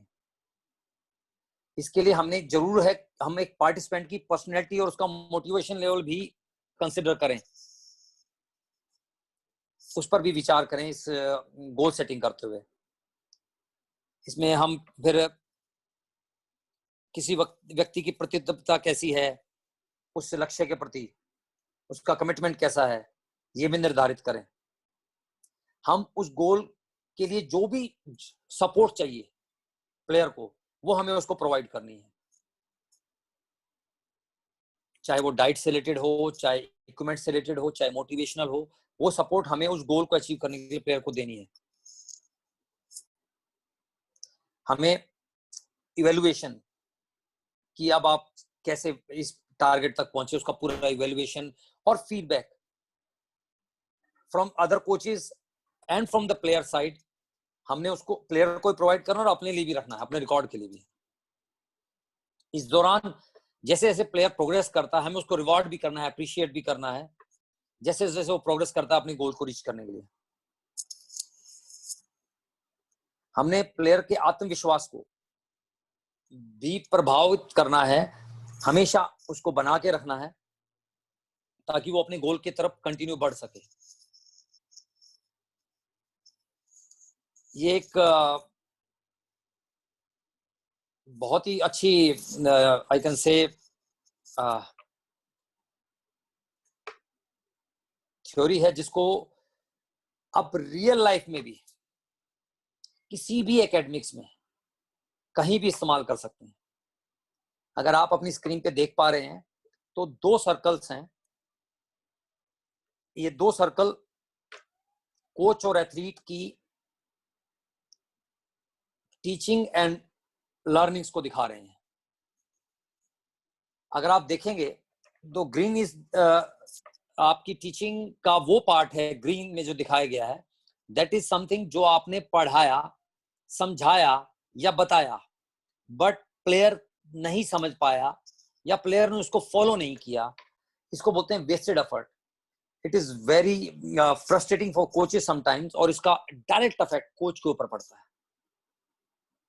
बट बिलीव मी, पूरी वर्ल्ड के सर्वेज अगर आप देखेंगे जिसके आधार पर ये बना है, और इसको आप अपने पर्सनल लाइफ पर भी इंप्लीमेंट करके देखेंगे, तो जब हम भी प्लेयर थे तो हमने भी अपने कोच की सभी बातें एक्सेप्ट नहीं की, तो हमारे कोच के भी एफर्ट्स वेस्ट हुए हैं, हमारे कोच के भी एफर्ट्स वेस्ट हुए हैं। तो इसके लिए हमें फ्रस्ट्रेट होने की जरूरत नहीं है। We can not make duplicate copy of ourself, हम सिर्फ उसको टीच कर सकते हैं। अब आते हैं हम बीच वाले सर्कल में। जो जहां पर दोनों सर्कल ओवरलैप हो रहे हैं, जहां पर केसरी रंग है, इस केसरी और ऑरेंज आप देख लीजिए। This is something which is taught and learn. जैसे कि पहले पार्ट में आपने एक प्लेयर को बताया कि सियोनागे एंड कोचिगारी, बट उसने सियोनागे तो उसने अप्लाई करना शुरू कर दिया, बट कोचिगारी अप्लाई नहीं किया। तो उसके लिए आपको फ्रस्ट्रेट होने की जरूरत नहीं है, एटलीस्ट ही इज अप्लाइंग सियोनागे। तो द ऑरेंज पार्ट जहां पर ओवरलैपिंग है, this is something which is taught and learn. जो आपने सिखाया प्लेयर ने समझा। तो हमें इससे भी अपना मोटिवेशन मिलता है कि मैंने अगर एक प्लेयर को एक टेक्निक सिखाई है, कुछ बताया, तो वो प्लेयर वो कर रहा है। तो instead of frustrating for the wasted effort, we should always get motivation from the things which he or she learned from you. And third part, which is colored as red, or red shows the dangerous part. Dangerous मैं इसको इसलिए बोलूंगा कि it can be for better or for worse. कई बार हम अपने players को कुछ सिखाते हैं और वो सीखता कुछ और है, तो वो जो कुछ और कर रहा है, maybe he start applying ओछिगारी, and that is very good. Or maybe he start sitting on knees and getting penalized for the fake attack. तो जो कि आपने नहीं सिखाया, तो ये गुड भी हो सकता है, बैड भी हो सकता है। तो हमें इन तीनों के लिए ही तैयार रहना चाहिए। तो आप दोबारा से अगर इसको ध्यान से देखें तो ग्रीन, ऑरेंज एंड रेड, या green let's say orange yellow है या रेड है, तो आपको फ्रस्ट्रेट होने की जरूरत नहीं है, मोटिवेटेड रहने की जरूरत है, और वर्स्ट के लिए तैयार भी रहने की जरूरत है, वर्स्ट और अच्छे के लिए। तो that is totally depend on individual athlete और प्लेयर कि वो उसको कैसे लेता है, और उसको वो बेटर के लिए भी समझ सकता है और वर्स्ट के लिए भी। हम बताते कुछ हैं और वो समझता कुछ और है। इसके लिए भी हमें तैयार रहना चाहिए।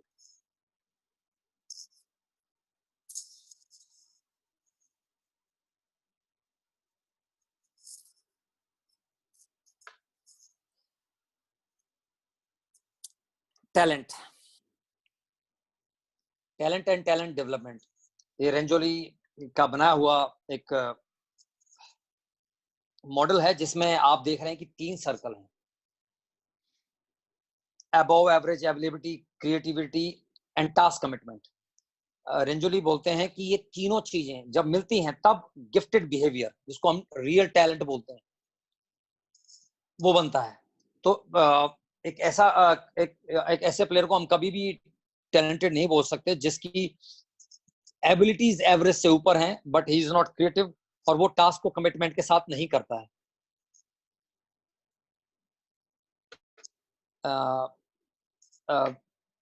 एडमिन मैं थोड़ा सा चाहूंगा, ये एक आपकी जो होस्ट कंप्यूटर है उस पे somebody is using stylus, please उसको।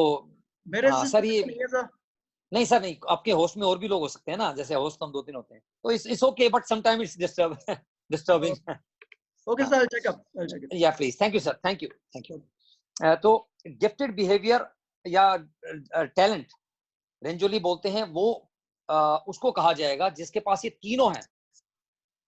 और इसको नेक्स्ट स्लाइड में हम देखेंगे तो थोड़ा सा उन्होंने एक्सप्लेन भी किया है।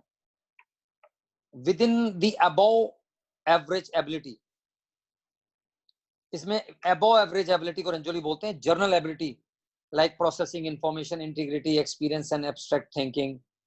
ये स्पेसिफिक, ये जनरल एबिलिटीज हैं, और स्पेसिफिक एबिलिटीज में बोलते हैं वो कैसे नॉलेज को एक्वायर करता है, कैसे उस एक्टिविटी के अंदर परफॉर्म करता है, ये उसकी अबव एवरेज एबिलिटी मानी जाएगी एक टैलेंट की।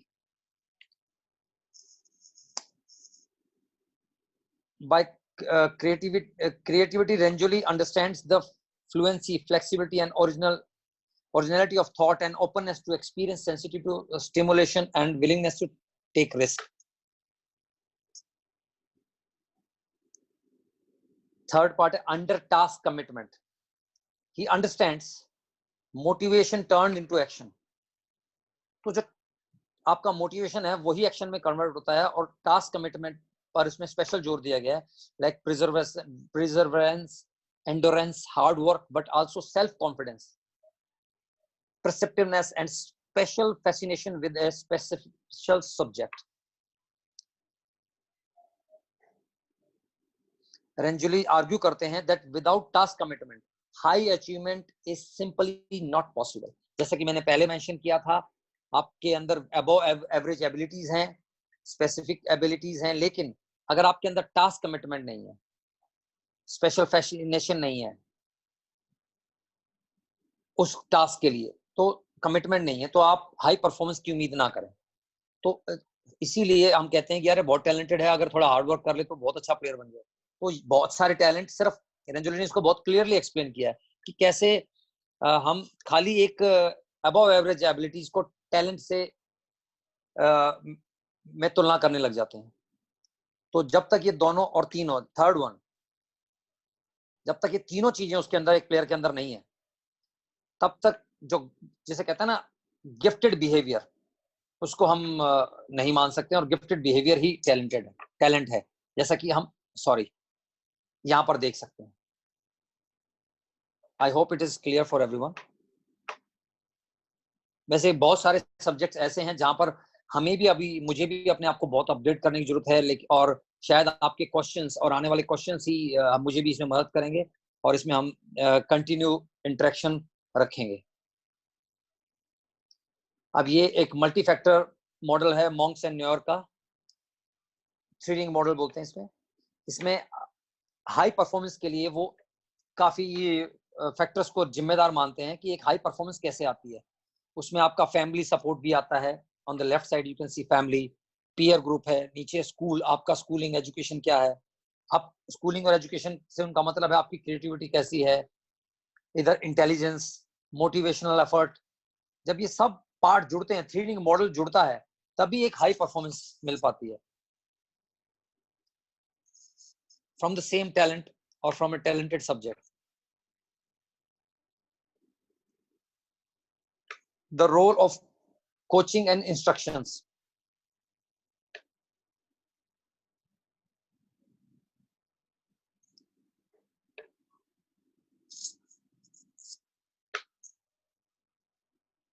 आपके पास एक अच्छा एक्सपर्ट कोच है, विशेषज्ञ कोच है, उसकी एडवांटेज क्या क्या है?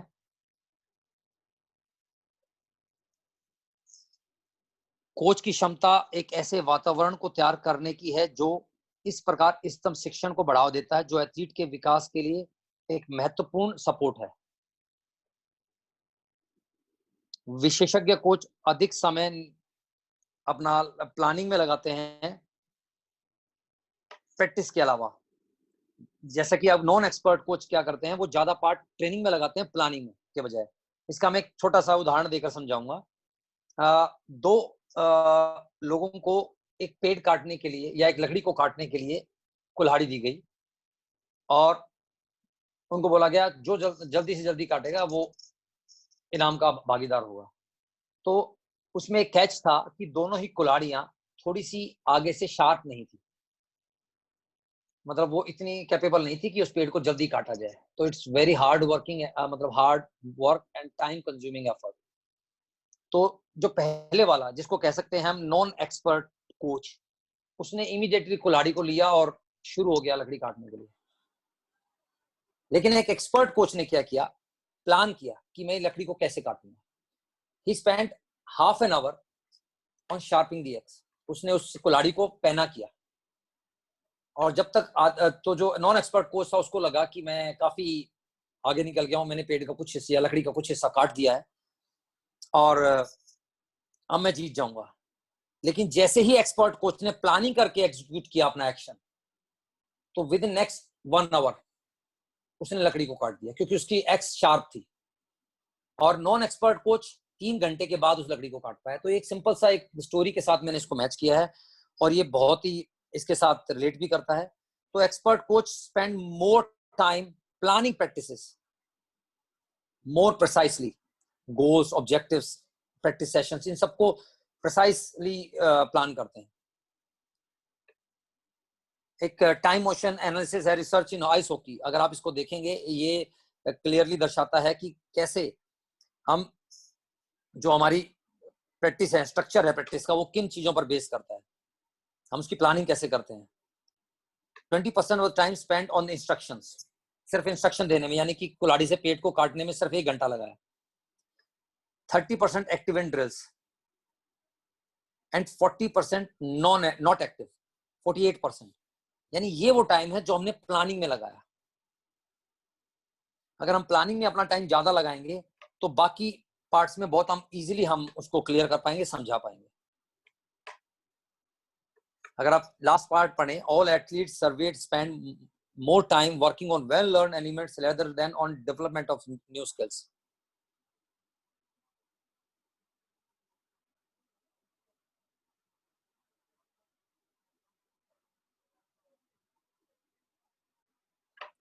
At what age should athletes seek expert coaching? जैसा कि हम काफी टाइम से sometime it is a point of conflict also कि एक्सपर्ट कोचेस की जरूरत क्यों पड़ती है और किस समय एक प्लेयर को एक्सपर्ट कोच की जरूरत पड़ती है. अगर हम अपने घर में, किसी के भी घर में अपने बच्चों को देखते हैं, not in sports, in other fields, तो हम कभी भी ये नहीं चाहते हैं कि हमारा बच्चा पूरी life till he became engineer और doctor continue get his education from the primary school teacher or the middle school teacher or higher school teacher. Obviously it is more important. एक IIT के प्रोफेसर भी एक student को engineering या एक medical college के professor भी किसी को डॉक्टर नहीं बना सकते अगर उसने basic learning primary school education नहीं लिया है. तो सबका उतना ही रोल है, लेकिन जैसे हम अपने बच्चे के 12th पास करते ही या बोर्ड एग्जाम्स होते ही हम प्लान करना शुरू करते हैं कि उसको किस बड़ी यूनिवर्सिटी में, वर्ल्ड की टॉप यूनिवर्सिटी में भेजें या किस बड़े इंस्टीट्यूशन में भेजें, ऐसे ही स्पोर्ट्स में भी ये एक कोच की और पेरेंट्स की एक वो बन जाती है, सोच बन जाती है कि कैसे हम अपने बच्चे को एक एक्सपर्ट कोच तक भेजें. तो ये नहीं कह रहे हैं कि कोई भी प्राइमरी स्कूल टीचर किसी IIT में नहीं पढ़ा सकता. अगर वो अपने आप को अपग्रेड करता है और अगर एक लोकल क्लब में कोच करने वाले कोच भी एक्सपर्ट कोच हो सकते हैं, but that is totally depend on your knowledge. आप कैसा एटमॉस्फेयर, कैसा वो रखते हैं कि प्लेयर्स आपके पास रहें. अगर आपको लगता है कि आपके प्लेयर की इंप्रूवमेंट किसी बड़े संस्था में जाकर हो सकती है तो हमें जरूर उसको मौका देना चाहिए, जैसे हम अपने बच्चों को हायर एजुकेशन के लिए India and abroad best institutions में भेजते हैं. तो अगर इस पॉइंट पे हम चाहें तो बाद में भी चर्चा कर सकते हैं और वर्कशॉप्स भी होती हैं स्पोर्ट्स की, उसके अंदर भी कर सकते हैं. तो बट इसके अंदर क्या है कि एक बहुत अच्छा model, I request federation to make a model, जहां पर अभी फेडरेशन ने किया भी है कि जिसमें बेसिक कोचेस का नाम भी होता है, मिडिल लेवल के कोच का नाम भी है और एक्सपर्ट कोच का नाम भी है. तो इसको जरूर हमें इस्तेमाल करना चाहिए. और अगर मैं अपनी बात करूं तो मेरे कोच जबकि एक्सपर्ट कोच हैं, मैं उनको फर्स्ट द्रोणाचार्य हैं, मैं उनको, क्या पूरी दुनिया उनको इस बात को मानती है कि एक्सपर्ट कोच हैं, लेकिन जब मैं बेसिक उनके पास सीख रहा था उसके बाद मेरा एक्सेस उन तक नहीं रहा, लेकिन I value him still the most. दूसरे कोचेस की भी वैल्यू करता हूं, मैं सभी कोचेस को रिस्पेक्ट करता हूं और उन कोचेस के लिए भी हम हमेशा उतना ही अपने रिस्पेक्ट को बनाए रखते हैं. तो इस पॉइंट को बहुत थॉरली फेडरेशन की तरफ से भी और सभी कोचेस के द्वारा भी एड्रेस किया जाना चाहिए. चलिए आप दोबारा सब्जेक्ट पे ही आप थोड़ा सा आगे आ जाते हैं.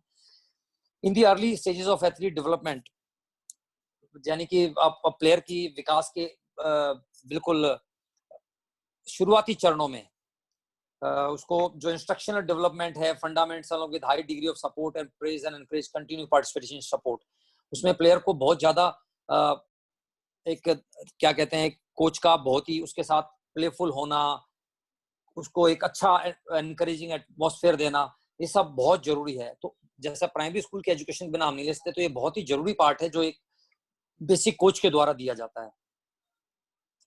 An important part of coach roles in early years as being kind, cheerful, caring, also enthusiasm and fascination skills above and beyond any technical expertise in the sport is needed. ये technical expertise से भी ज्यादा जरूरी है शुरुआती चरणों में. इसमें अब थर्ड पार्ट है only when athletes are older. Older कहने का मतलब इनका है जब एक प्लेयर 14-15 साल के बाद यूथ में, आप कह सकते हैं यूथ के 16 और 18 के बीच में आता है, तो उसको हाईली स्किल्ड कोच की रिक्वायरमेंट होती है जिसके पास सोफिस्टिकेटेड नॉलेज हो, एडवांस क्वालिफिकेशंस हो.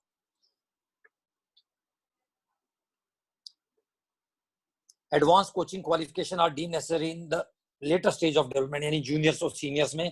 तो बहुत ही विशेषकर जरूरी है जिसके बिना एक प्लेयर की परफॉर्मेंस लिफ्ट नहीं हो सकती। Code of ethics. Code of ethics इस पार्ट में मैंने जैसे पहले भी बताया था, code of ethics are from the US Olympic जो एसोसिएशन है उनसे लिया गया है, और इसको बहुत पूरी दुनिया फॉलो भी करती है, और आप उनकी इसकी परफॉर्मेंस में भी इसको देख सकते हैं। तो उन्होंने पूरी दुनिया को एक पेशेवर अंदाज में कैसे स्पोर्ट्स को चलाया था, कैसे अचीवमेंट्स ली जाती हैं, ये यूएस से एक अग्रणी देश के रूप में बहुत अच्छे से इसको एक्सप्लेन करता है। तो इसमें जो पॉइंट्स हैं उनको मैं थोड़ा सा एक्सप्लेन भी साथ साथ कर देता हूँ। कॉम्पिटिनेंस इसमें दिया गया है, इसको एक्सप्लेन अगर हम करें तो coaches strive to maintain high standards of excellence in their work. उनको अपने वर्क के अंदर बहुत एक्सीलेंट स्टैंडर्ड्स रखने पड़ते हैं, जैसा कि पहले ही बताया था कि बहुत कॉम्पिटिटिवनेस बढ़ गई है। They recognize the boundaries of their particular competitiveness and limitation of their expertise. उनको ये पता होना चाहिए, जैसे कि एक MBBS जनरली किसी सर्जरी को वो नहीं करता है, परफॉर्म नहीं करता है, क्योंकि that is purely based on your qualification. तो कोचिंग के पार्ट में भी मैं सिंपल सी एक बात यहाँ पर मेंशन करना चाहता हूँ, हम किसी केमिस्ट्री के टीचर को एक फिजिकल एजुकेशन टीचर नहीं मान सकते हैं, ये एक अलग पार्ट है। हम एक हिंदी या संस्कृत के टीचर को हम कोच नहीं मान सकते हैं जब तक उसका खुद का इस स्पोर्ट्स के अंदर या अपने केमिस्ट्री या संस्कृत के अलावा इस स्पोर्ट्स के अंदर उनकी खुद की कोचिंग ना हो, खुद की टेक्निकल एक्सपर्टीज ना हो। तो ये कॉम्पिटिटिवनेस बनाने के लिए हमें अपने स्टैंडर्ड्स को एक्सीलेंस ऑफ एक्सीलेंस को वर्क में इस्तेमाल करना चाहिए। ये पहला हमारा एथिक है। Second is integrity. इंटीग्रिटी से उनका मतलब है coaches seek to promote integrity in the practice of coaching. Coaches are honest, fair and respectful to others in describing or reporting their qualifications, services, product or fees. They do not make misleading or deceptive statements. ये उनकी integrity का part है। Third part है responsibility, professional, I can say it, professional responsibility. Coaches uphold professional standard of conduct. They should clarify their professional roles and obligations, accept appropriate responsive for their behavior, and adapt their methods to the needs of different athletes. ये उनकी responsibilities हैं। इसको अगर आप चाहेंगे तो मैं इसको पूरा ग्रुप के अंदर शेयर कर दूं, क्योंकि इसको काफी लेंथी वे में उन्होंने एक्सप्लेन किया है। क्योंकि एथिक्स के बिना, जैसे अगर आप आईजीएफ में देखेंगे, they have a separate ethic commission. अगर आप देखेंगे, I don't want to follow in controversy, but अगर किसी पे कोई केस चल रहा है या किसी पे किसी को कोई जेल हुई है, जैसा हमारे इंडिया में भी आईओए में भी काफी ऐसा हुआ है कि कुछ लोगों को हटाया गया है, तो that is purely decision of ethic commission of international olympic committee. वहीं से यूएस में, वहीं से फेडरेशंस में, वहीं से डिस्ट्रिक्ट्स में, स्टेट्स में, और हम तक भी इसका आना जरूरी है। Respect for participant and dignity.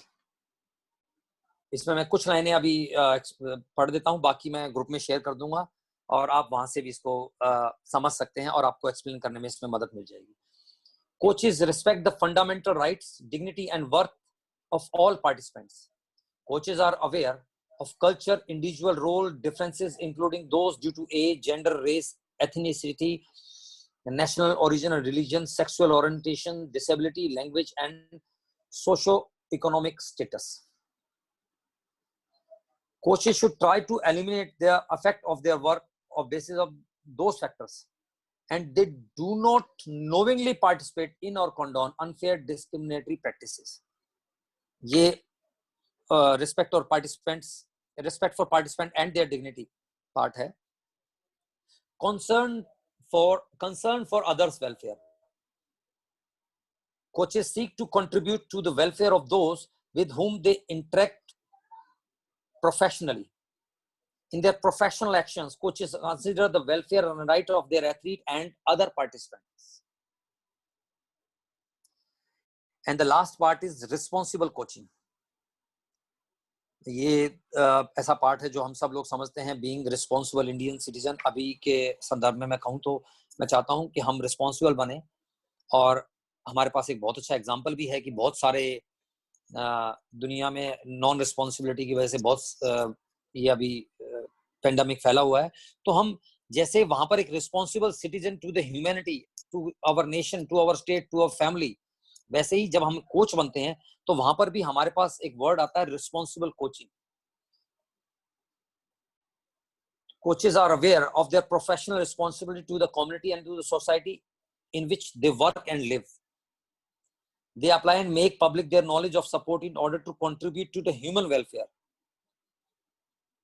Coaches try to avoid misuse of their work. ये कुछ एथिक्स हैं जो अभी तक थोड़ा बहुत मैंने एक्सप्लेन किया है। एथिकल स्टैंडर्ड्स, इनको भी आप थोड़ा सा एक बार नजर मार लें। Applicability of ethic code, boundaries of competence, maintaining expertise, basic of professional judgment, describing the nature and result of coaching services, respecting others, non-discriminating, जैसा मैंने बताया है कि आप despite of differences like age, gender, race, उनकी ethnicity, national किस देश से हैं, क्या उनका रिलीजन है, क्या उनकी सेक्सुअल ओरिएंटेशन है, क्या उनकी एबिलिटीज हैं, क्या लैंग्वेज वो बोलते हैं, इन सब का हमारी कोचिंग पे हमारी कोचिंग के अंदर इसके आधार पर कोई डिस्क्रिमिनेशन नहीं होना चाहिए किसी भी प्लेयर के साथ। सेक्सुअल हरासमेंट एक बहुत बड़ा टॉपिक है जिसको एड्रेस किया जाना कोचेस के द्वारा बहुत जरूरी है।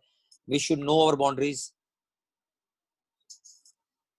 किसी भी तरह की हरासमेंट, खाली सेक्सुअल नहीं है, हम किसी प्लेयर को ऊपर दिए गए जो डिस्क्रिमिनेटिंग फैक्टर्स हैं जो मैंने अभी आपको बताए थे, जो जनरली जिनके बेस पर डिस्क्रिमिनेशन होता है प्लेयर्स के साथ या दूसरे किसी भी जनरल सिटीजन के साथ, वो मैंने पहले मेंशन किया है।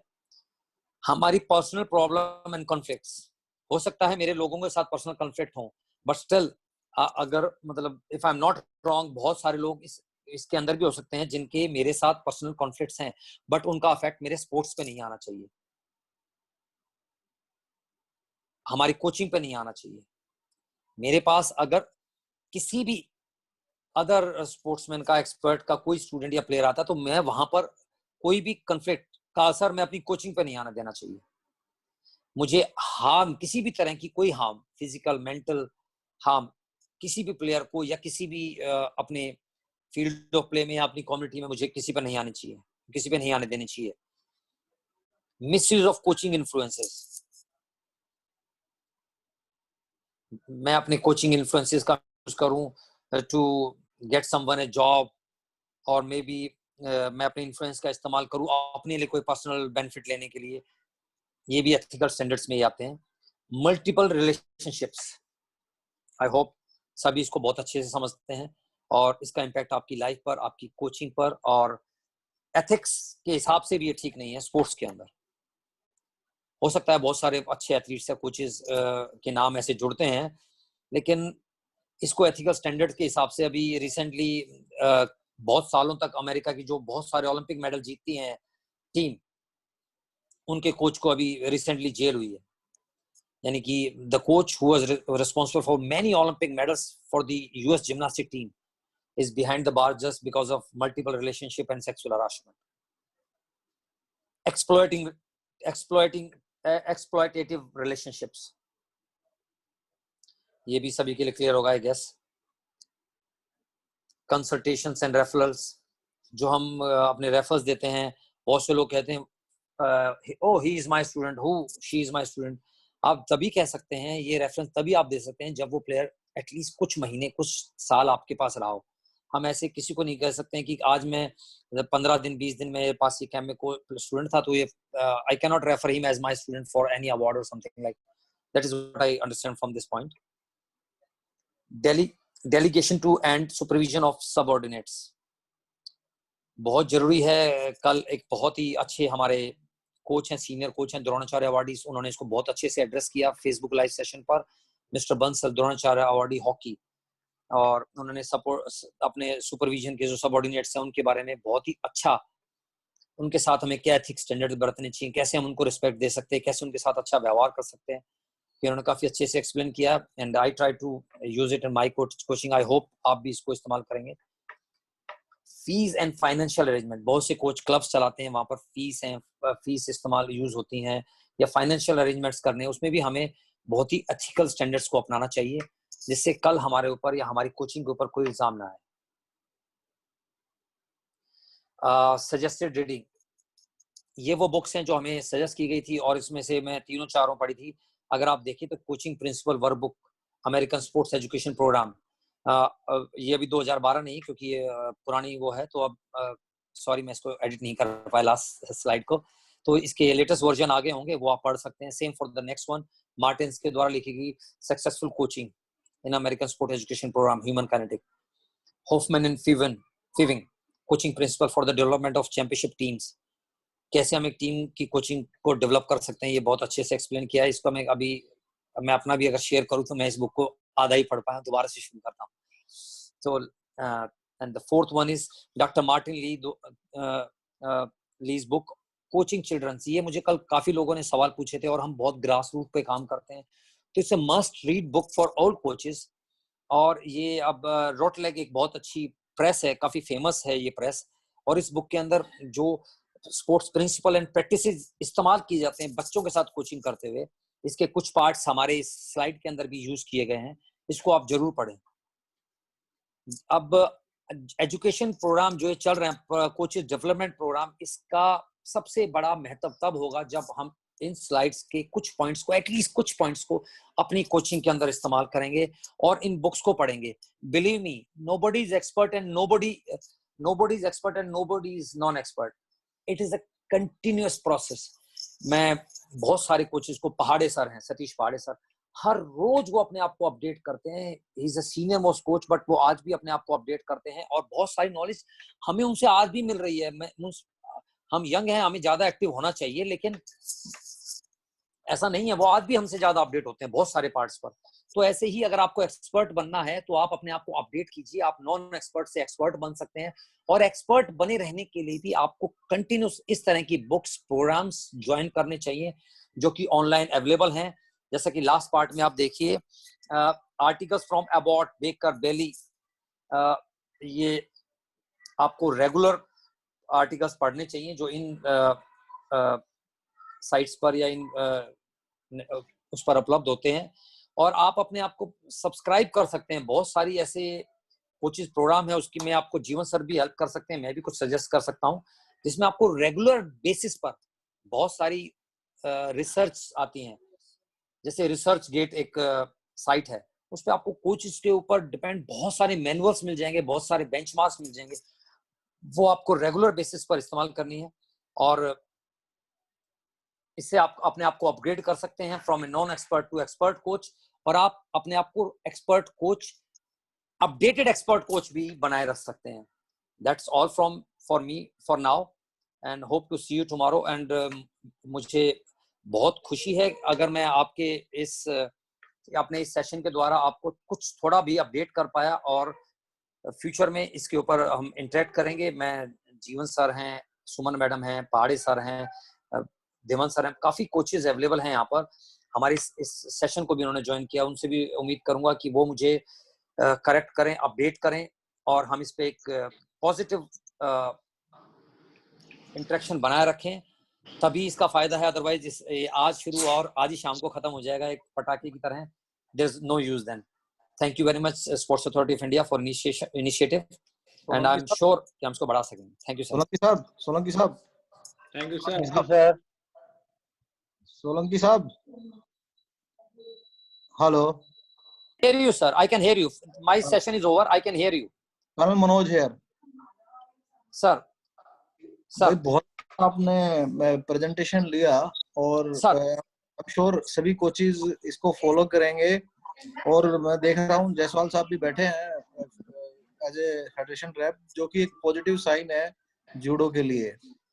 और जैसा कि आप जानते ही हो कि जूडो अब 24-28 के लिए प्रायोरिटी स्पोर्ट्स में आ गया है, तो मेरी सभी कोचेस से यही विनती है या गुजारिश है कि वो अपने फील्ड में, मैं कोई भी मास्टर नहीं होता, पर मास्टर बनने की कोशिश जरूर कर सकता है, जो जितने भी प्रोफिशिएंसी वो ले सकते हैं थ्रू नॉलेज, जैसे सोलंकी साहब बता रहे थे कि भैया कोई भी एक्सपर्ट फुल्ली नहीं होता, हमेशा लर्निंग प्रोसेस चालू रहता है। तो मेरा सभी कोचिज से यही है कि अपनी नॉलेज को बढ़ाते रहें और जितना कंट्रीब्यूट कर सकते हैं towards country sports special judo के मामले में उस चीज को बढ़ाते रहें। और मैं सोलंकी साहब को फिर से थैंक्स बोलता हूँ कि आपने इतना अच्छा लिया ये सेशन और ये आगे भी चलता रहे। Thank you sir, thank you very much sir. Hello Jaiswal sir, मैं as a senior most and the general secretary of judo federation को रिक्वेस्ट करूंगा सर कि आप इस सेशन को कंक्लूड करें। Am I right Suresh sir? Yes sir, after that I would like to pass on some instructions. तो पहले Yashpal sir, please yes sir, पहले Yashpal sir please. Okay, thank you Yashpal and Colonel Manoj and all the officers of the Sports Authority of India, and a special thanks to DG Sai who took the initiative to utilize this time of the quarantine in the world pandemic. और जैसा आप बताया रहीम दास ने एक दोहा कहा है, उत्तम विद्या लीजिए यद्यपि नीच पर होए, पढ़ो अपावन ठौर पर कंचन तजिन कोय। सोना यदि अगर नाली में पड़ा होता है तो कोई छोड़ता नहीं, इसमें कोई उसको छोड़ता नहीं, उसको उठा के ले लेता है। तो विद्या या नॉलेज को जो अपग्रेडेशन प्रोग्राम है कोई इसमें सीनियर नहीं होता, कोई जूनियर नहीं होता है। कई बार देखते हैं कि बच्चा बड़ा IAS ऑफिसर हो जाता है, पिता बाबू रह जाता है, ऐसा कुछ नहीं है। हमें अपग्रेड करते रहना चाहिए। जो 24 और 28 का जो हमारा जो टारगेट है ओलंपिक के लिए,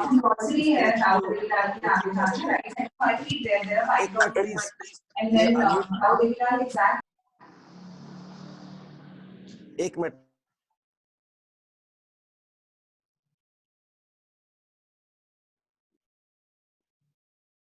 मास पार्टिसिपेशन होना चाहिए। अभी कुछ दिन पहले एक वीडियो कॉन्फ्रेंसिंग हुआ, उसमें सेक्रेटरी स्पोर्ट्स ने डायरेक्ट किया कि पूरे देश में डिस्ट्रिक्ट लेवल टूर्नामेंट का एक कैलेंडर हो, उसके बाद स्टेट लेवल टूर्नामेंट का एक कैलेंडर हो। अभी देखा जा रहा है कि हमारे काफी बच्चे पार्टिसिपेट नहीं कर पाते, तो हमें हमारा जो नंबर ऑफ एथलीट्स है वो बढ़ाना पड़ेगा। हमारी जो आज जो 10,000 15,000 खिलाड़ी हैं उसके लिए हमें 10 लाख जूडो के खिलाड़ी हमें तैयार करना पड़ेगा। आप राम उदय सिंह जी अपने को अनम्यूट कीजिए प्लीज, म्यूट कीजिए, इसको माइक को बंद कीजिए। आप समझ रहे हैं मेरी बात कि हमें हमारे खिलाड़ियों की संख्या बढ़ानी पड़ेगी, जो कुछ उसके लिए हमें अपग्रेड करना पड़ेगा कोचेस को। और एक जो कुछ नेगेटिविटी है, हमारा जो टैलेंट है मैक्सिमम सब जूनियर में कैडेट ले और ज्यादा से ज्यादा जूनियर में खत्म हो जाता है, उसको भी हमें रोकना होगा। जब से खेलो इंडिया शुरू हुआ है काफी हुआ है, क्योंकि एज फ्रॉड जो होता है कम हुआ है, अभी 100% नहीं हुआ है। आप देखेंगे वर्ल्ड लेवल पर 20 साल का प्लेयर ओलंपिक में मेडल जीत रहा है, हमारे यहाँ ट्रेडिशन उल्टा चल रहा है। उसके लिए भी बहुत अच्छा काम कर रहे हैं। Thank you very much once again, आप सब लोगों को बहुत बहुत धन्यवाद। हाँ Suresh ji. Sir, first of all, I'd like to thank you. I'd like to thank Manmohan Jaiswal sir or Yashpal Solanki sir for giving such a wonderful lecture. So I hope all of you have enjoyed it. And sir, I have certain instructions which I would like to pass on. The first instruction is, sir, like I want all the coaches, like I want all of you to know how to mark your attendance. तो आप सभी अपना attendance, इस जो chat box आपको दिख रहा है उस चैट बॉक्स में अपना नाम फॉलोड बाय आपका कोचिंग डिसिप्लिन या डेसिग्नेशन एंड फॉलोड बाय आपका पोस्टिंग सेंटर, ये तीनों चीज आप प्लीज फिल इन कर दीजिए, so that will be marked as your attendance. And दूसरी चीज ये है सर, दूसरी चीज ये है, जैसे आप सभी ज्वाइन करते हैं मीटिंग के लिए, प्लीज अपने आप को म्यूट कर लें and wait for your turn. You can raise your hand and you will be unmuted. And sir, दूसरी चीज एक और है, काफी लोगों को मैं एक्चुअली यहाँ पे देख पा रहा हूँ घर पे है, मैं मानता हूँ मैं भी घर पे ही हूँ, और इन official meeting, so please get trust yourself. I hope you understand. तो अभी अपना थोड़ा डेकोरम मेंटेन करें। And दूसरी चीज sir, and I welcome you all to join the webinar which will be conducted on sports science, which will start from today evening 5 o'clock. So I invite you all to join the webinar on sports science. Once again, I thank you all for your cooperation, sir. So Suresh. Sir. kindly pass. DG will in after every session, DG may contact any coach for any questionnaire. Okay. Wish. So you have heard Manoj sir saying that DG sir will be like he would like to contact any of the coaches who have attended the meeting. So anyhow, we will be sending these attendance sheets. So he may contact some of you to get a feedback on these classes. And okay, sir. So that's for the that's for today. So tomorrow, hopefully, like tomorrow we'll meet again. So please do not mark the attendance. Please mark the attendance right now before you. Thank you.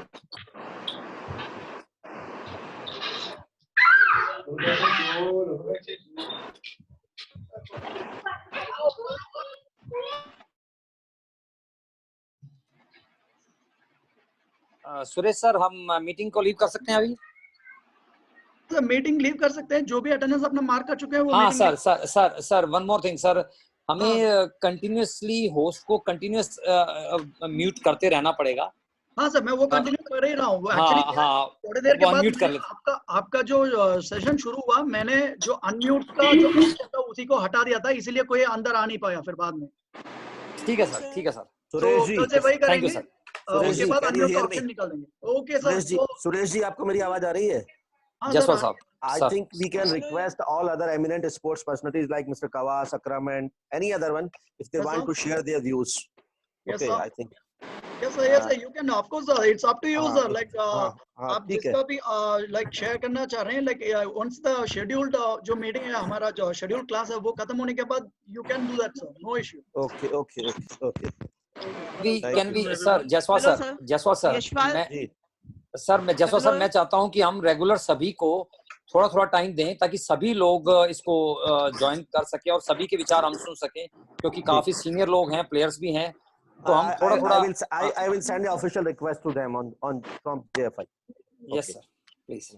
Thank you. Suresh sir, is there any facility to share all the study materials or the presentation with us? So you can directly actually contact with the lecturer. In this case, like Mr. Yashpal Solanki, he is having all the materials. So he can share it with the group, with all the participants in the group. Yashpal sir, please share the PPT in the group. Please share the PPT. Share it in the group. Yashpal sir, good morning. क्या ये सब share हो सकता है sir? Sir आप mute हो, नहीं समझ में आ रहा है। Yes, I can do that. I can do that. अभी I can do that. मैं इसको कुछ जितना पार्ट हम कर सकते हैं तो मैं आपको शेयर करता हूँ। अच्छा, दर्शन वो कहता भी आपने वो चैट करना है। हेलो यशपाल जी। हेलो जी, मैं सुन पा रहा हूँ। आपने किसी भी फीमेल प्लेयर्स के लिए कुछ नहीं कहा है कोच और एथलेटिक्स रिलेशनशिप में। जी, मेरी बात आपने सुनाई पड़ी आपको? हाँ, एक बार आप बोलिए प्लीज। जी मैम, नमस्कार, बोलिए मैम। फीमेल प्लेयर्स के लिए कुछ नहीं कहा है, जो आपका सेकंड नंबर है कोच एथलेटिक्स रिलेशनशिप में। जी बहुत बड़ा पॉइंट है मेरे ख्याल से, जिसपे आपको बोलना चाहिए। जी मैम, जो आईजीएफ है, मैं एक्चुअली अपना जो मैं मानता हूँ हर जगह का अपना एक डेकोरम है, अपनी सोच है, लेकिन जो आईजीएफ है वो आईजीएफ बोलती है there is no such thing कि एक कोच और एथलीट मींस मेल फीमेल वो में इसमें जैसे आपने देखा इसकी डिस्क्रिमिनेशन, हम सेक्स के हिसाब से कोई बात नहीं करेंगे। उसमें क्या है कि हम इससे रिलेशनशिप एक लड़का और एक लड़की कोच के साथ का भी बिगड़ सकता है, क्योंकि लेडीज भी कोच हैं बहुत सारे लड़कों की। तो इस पे हम ज्यादा जोर ना देते हुए इसको हम सिर्फ किसी भी तरह की जो हरासमेंट है, चाहे आप सेक्सुअल हरासमेंट कह लीजिए या फिर एक्सप्लॉइटिंग द रिलेशनशिप, वो इसमें सारा आ जाता है कि हमें किसी भी तरह का maybe I am a coach and I can exploit my male student also, तो ये सभी पे लागू होता है, क्योंकि आईजीएफ इसको बहुत ज्यादा वाइड एंगल से देखती है और वो इसमें कोई ये नहीं कहती कि that is specific for male और फीमेल, मेल कोच और फीमेल स्टूडेंट और female coach and male student. तो ये हम सब के लिए बहुत ही, क्योंकि ये एक ऐसा पॉइंट है जिसको बहुत ज्यादा डिटेल में रेगुलरली सभी साइज सेंटर्स में, सभी कैंप्स में बताया जाता है, और players and coaches are educated enough on this part. और अगर आप चाहेंगे तो by the permission from the authorities we can have a lecture specific on this issue from an expert who is not from judo or from judo. Maybe we can invite an expert who can speak specifically on this subject. तो इसमें जितना दिया गया था उसके हिसाब से मैंने इसको एक्सप्लेन किया मैडम। और किसी भी तरह की एक्सप्लॉयटेशन स्पोर्ट्स के अंदर एक कोच के लिए अलाउड नहीं है, वो हमारे एथिक्स में जो दिया गया है। Thank you ma'am, thank you for your concern. जी मैम, जी मैम। अगर कोई ऐसा एक्सपर्ट मिल जाता है तो मेरा भी यही सजेशन है कि जरूर उसको बुलाना चाहिए। जी मैम, आई आस्क जायसवाल साहब and the colonel Manoj both, और इसको हम कोशिश करते हैं to rope in. Thank you and God bless you. Okay sir, one more thing, like I observed one more thing, बहुत लोगों का नाम डिस्प्ले नहीं हो रहा है, बहुत लोगों का अभी भी उनका मोबाइल फोन का जो डिवाइस का नाम आ रहा है, so please change that और आपका नाम वहां पे डिस्प्ले होने तक चेंज कर दीजिए। मैंने वो ऑप्शन ऑन कर रखा है, तो आप अपने नाम को वहां पे चेंज कर सकते हैं। And again sir I reiterate, please dress according to the meeting, official meeting. आप घर पे हैं, मैं समझ सकता हूँ, तो प्लीज सभी अपने आप को प्रॉपरली ड्रेस करके and be seated as if you are actually attending a meeting, even though it is a virtual meeting, please maintain the decorum of the okay then now whoever has marked the attendance they can leave the meeting sir. Yes sir. Jaiswal sir, Suresh ji, colonel साहब, मैं जो भी senior से सभी से permission लेता हूँ। I have one more session after 1 hour to attend, or yes please. Thank you very much, thank you very much sir, thank you very much everyone. Bye, see you. Bye, thank you sir. Bye Suresh. Bye. Thank you Yashwal. Thank you sir. Bye. Thank you very much, everyone. Thank you, sir. Thank you. Thank you, sir. Okay, sir. I hope everyone has marked their attendance. I am ending the session. Thank you. Okay. बहुत ही अच्छी class रही, और जब तक down रहे WhatsApp group is full. Sir, WhatsApp group ना होता तब तक ये क्लास रेगुलरली चलती रहे तो बहुत अच्छा रहे। और जो भी आपने ये जो हमारे को बताया, और अगर पीडीएफ फाइल एक ग्रुप पे डाल दे तो बहुत अच्छा रहेगा। Today sir, WhatsApp group is full. Kindly make another group. Sir, what? Yes sir. Third group. There is a third group. So there are 3 groups totally.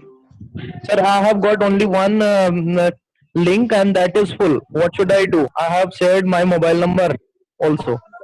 Okay. You please send it to send it to me personally. Do that, sir. Pardon? Sir, how can I do that? Yeah. I'll just say my number. You can note it down. I'll send you the link. Yes sir. Please tell me. Yeah, it's 944 905 6347. Thank you very much, sir. Please mention your name and ping me, so I'll send you the link. The number. Okay, sir. Okay. It's 944 905 6347. Okay, sir. 1 second. Hello. Yes, Thank you, sir. Thanks all of you. 944 905 944 905 944 905 6347. 6347. Okay, sir.